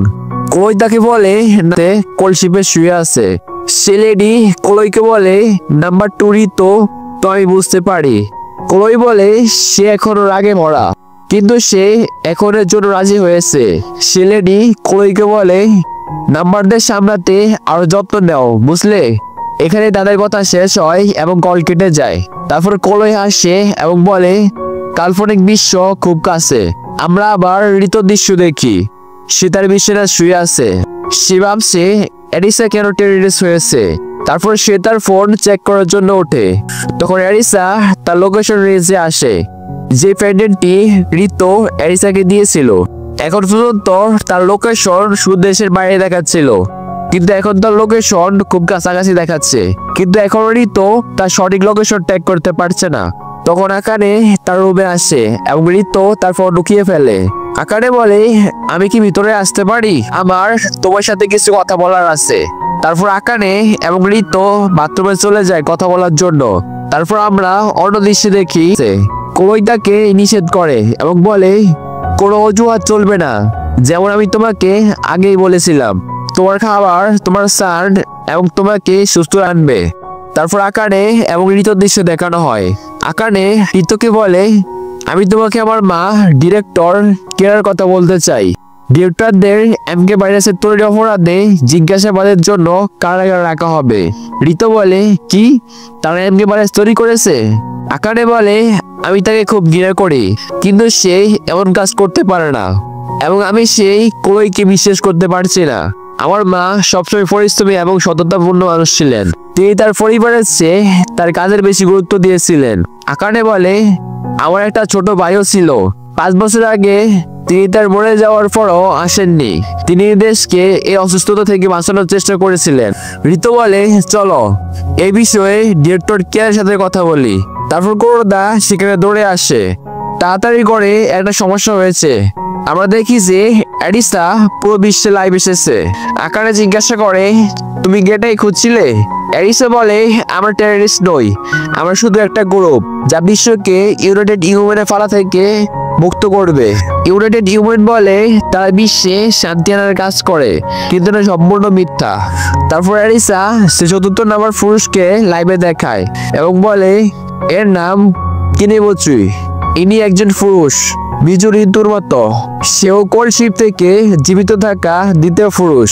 যে মহিলারা ইউনাইটেড হিউম্যানের মাধ্যমে শাসন করছে তারা এর অস্তিত্ব লুকিয়ে রেখেছে এবং আমাদের কাছে ইউনাইটেড হিউম্যান আর তফাতে প্রমাণ আছে।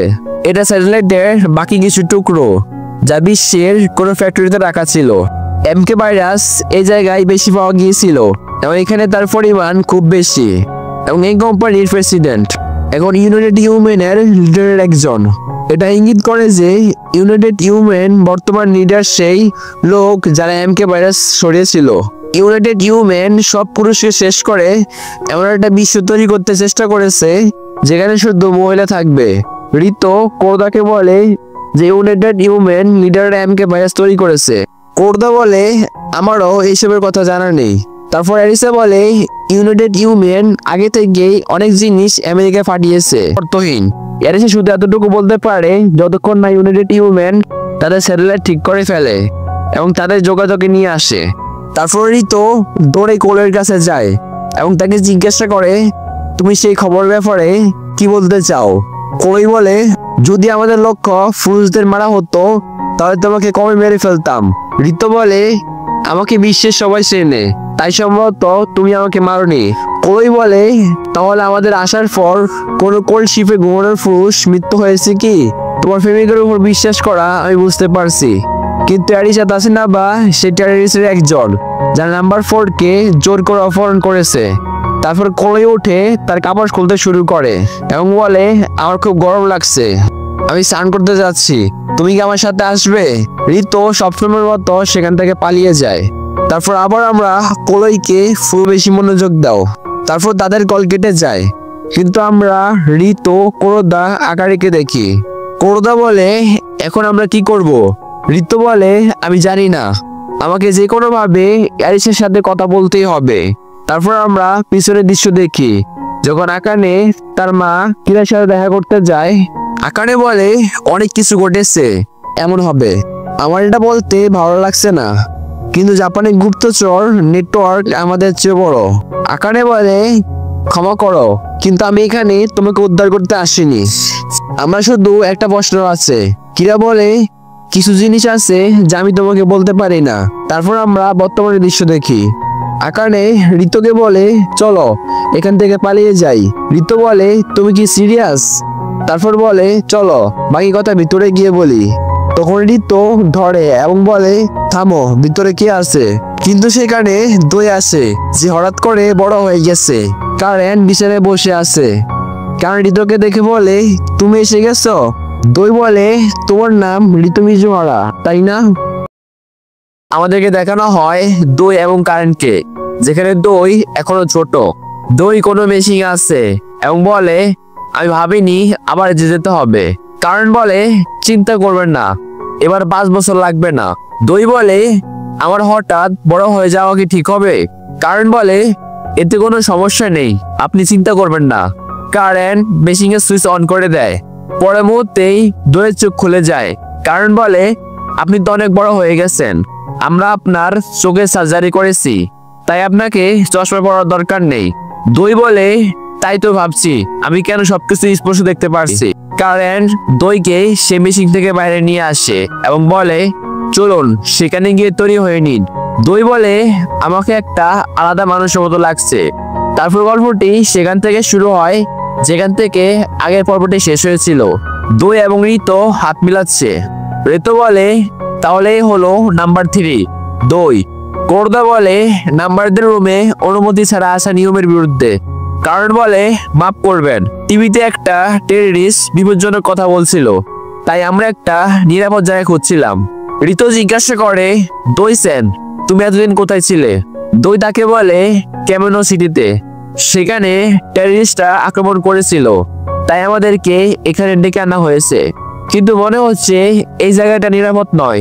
কারণ বলে আমি আপনার কাছে কিছু জিজ্ঞাসা করতে চাই, সে ম্যাসমিট মিটিং কেমন? ঋতু বলে সে কিভাবে তা বলা খুব কঠিন। সে এবং ইউনাইটেড হিউম্যান লোকেরা বলছে যে সে হামলার গুরুর পিছনে ইজানামমির হাত আছে।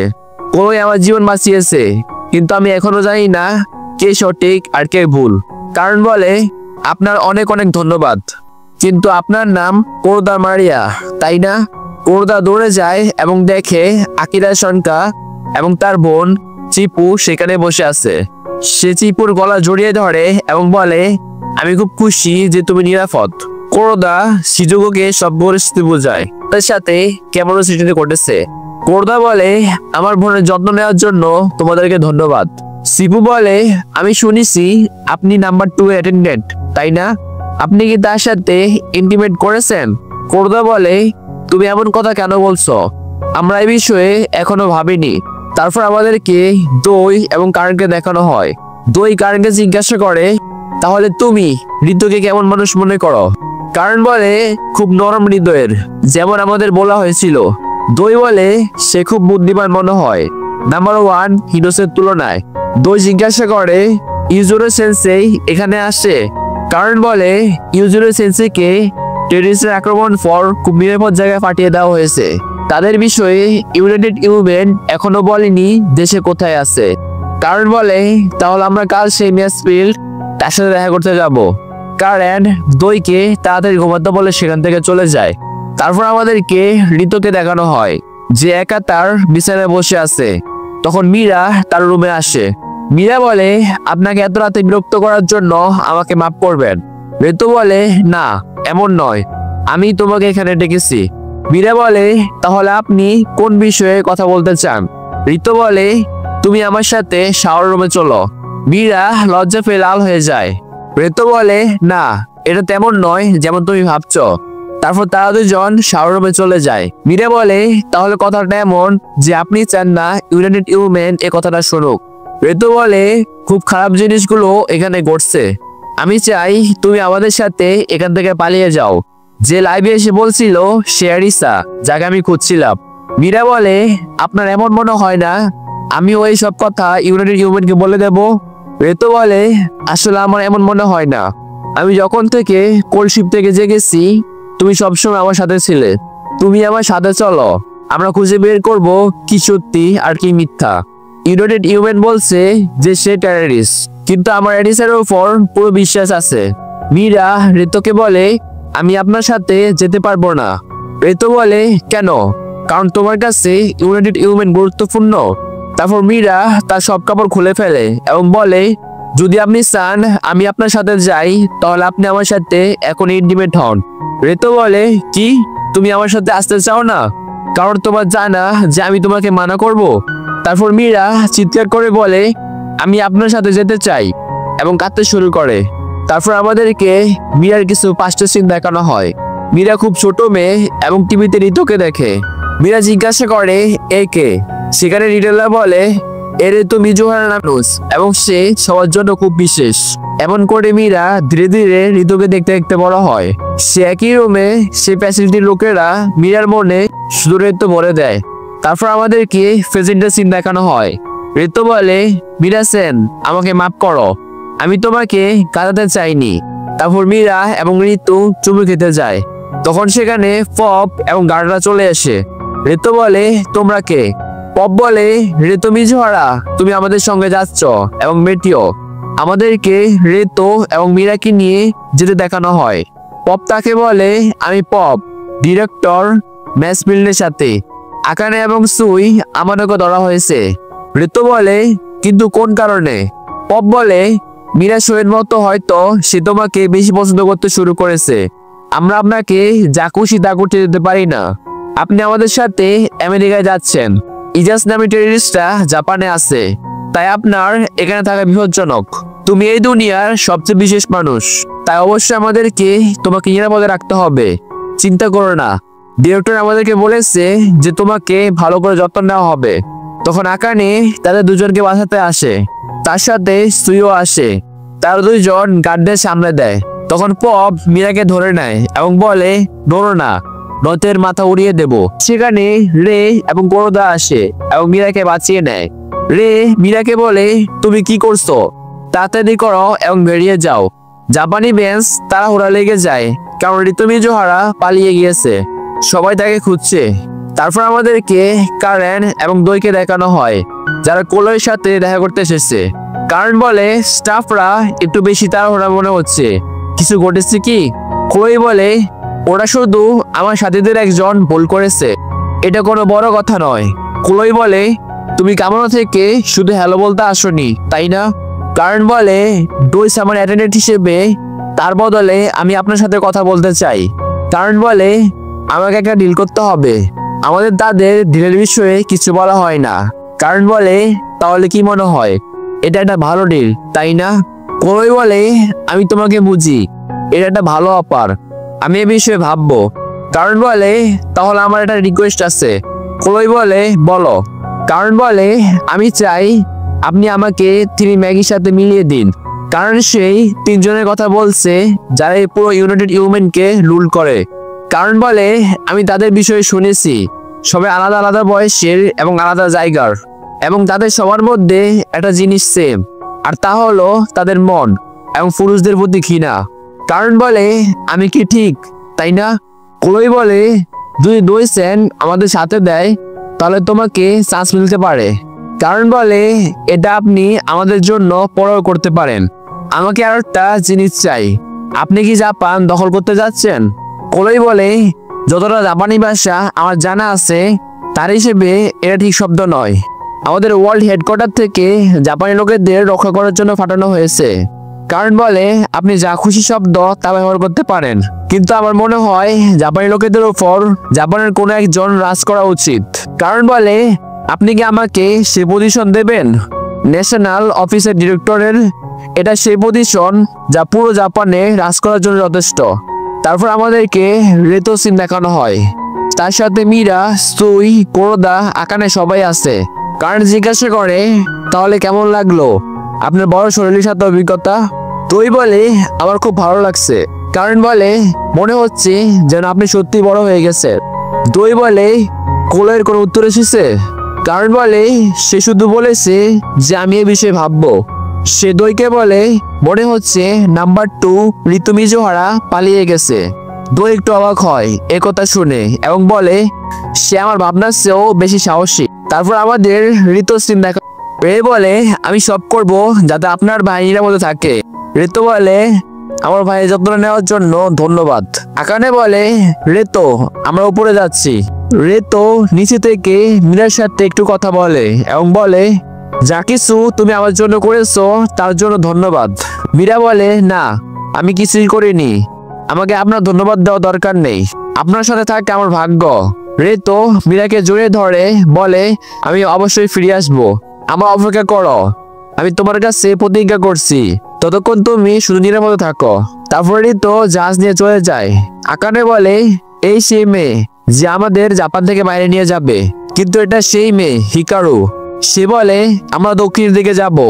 হিকারু বলে, দক্ষিণের ভিতর তাইওয়ানে আপনি সেখানে অ্যারিসার সাথে মিলতে পারবেন। হিকারু বলে, জাপানে থাকা অ্যারিসাও সেখানের জন্য চলে গেছে, সে বলেছে যে সে আপনাকে দেখতে চায়। তারপর ঋতু সিন দেখানো হয় যে মীরার বিষয়ে ভাবছে। সেখানে মাহিরু আসে।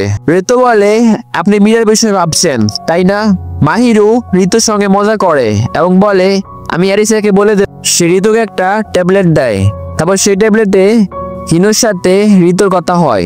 হিনো বলে, তুমি যতটা দেখতে তার চেয়ে বেশি সাহসী, কিন্তু আমার মনে হয় তুমি একদম ঠিক করেছো। সেই খরচ মেয়েটা আমাকে মেয়েদের সাথে ইন্টিমেট হতে মানা করেছে এবং আমাকে এখান থেকে যেতে দিচ্ছে না। ঋতু বলে, যদি তুমি আমাদের সাথে এখানে আসতে পারতে, কিন্তু আমাদের সবকিছু খুব তাড়াতাড়ি করতে হয়েছিল। হিনো বলে, এই ট্যাবলেটটা বিশেষ, আমার প্রিয় অ্যাসিস্ট্যান্ট আমার জন্য বানিয়েছে।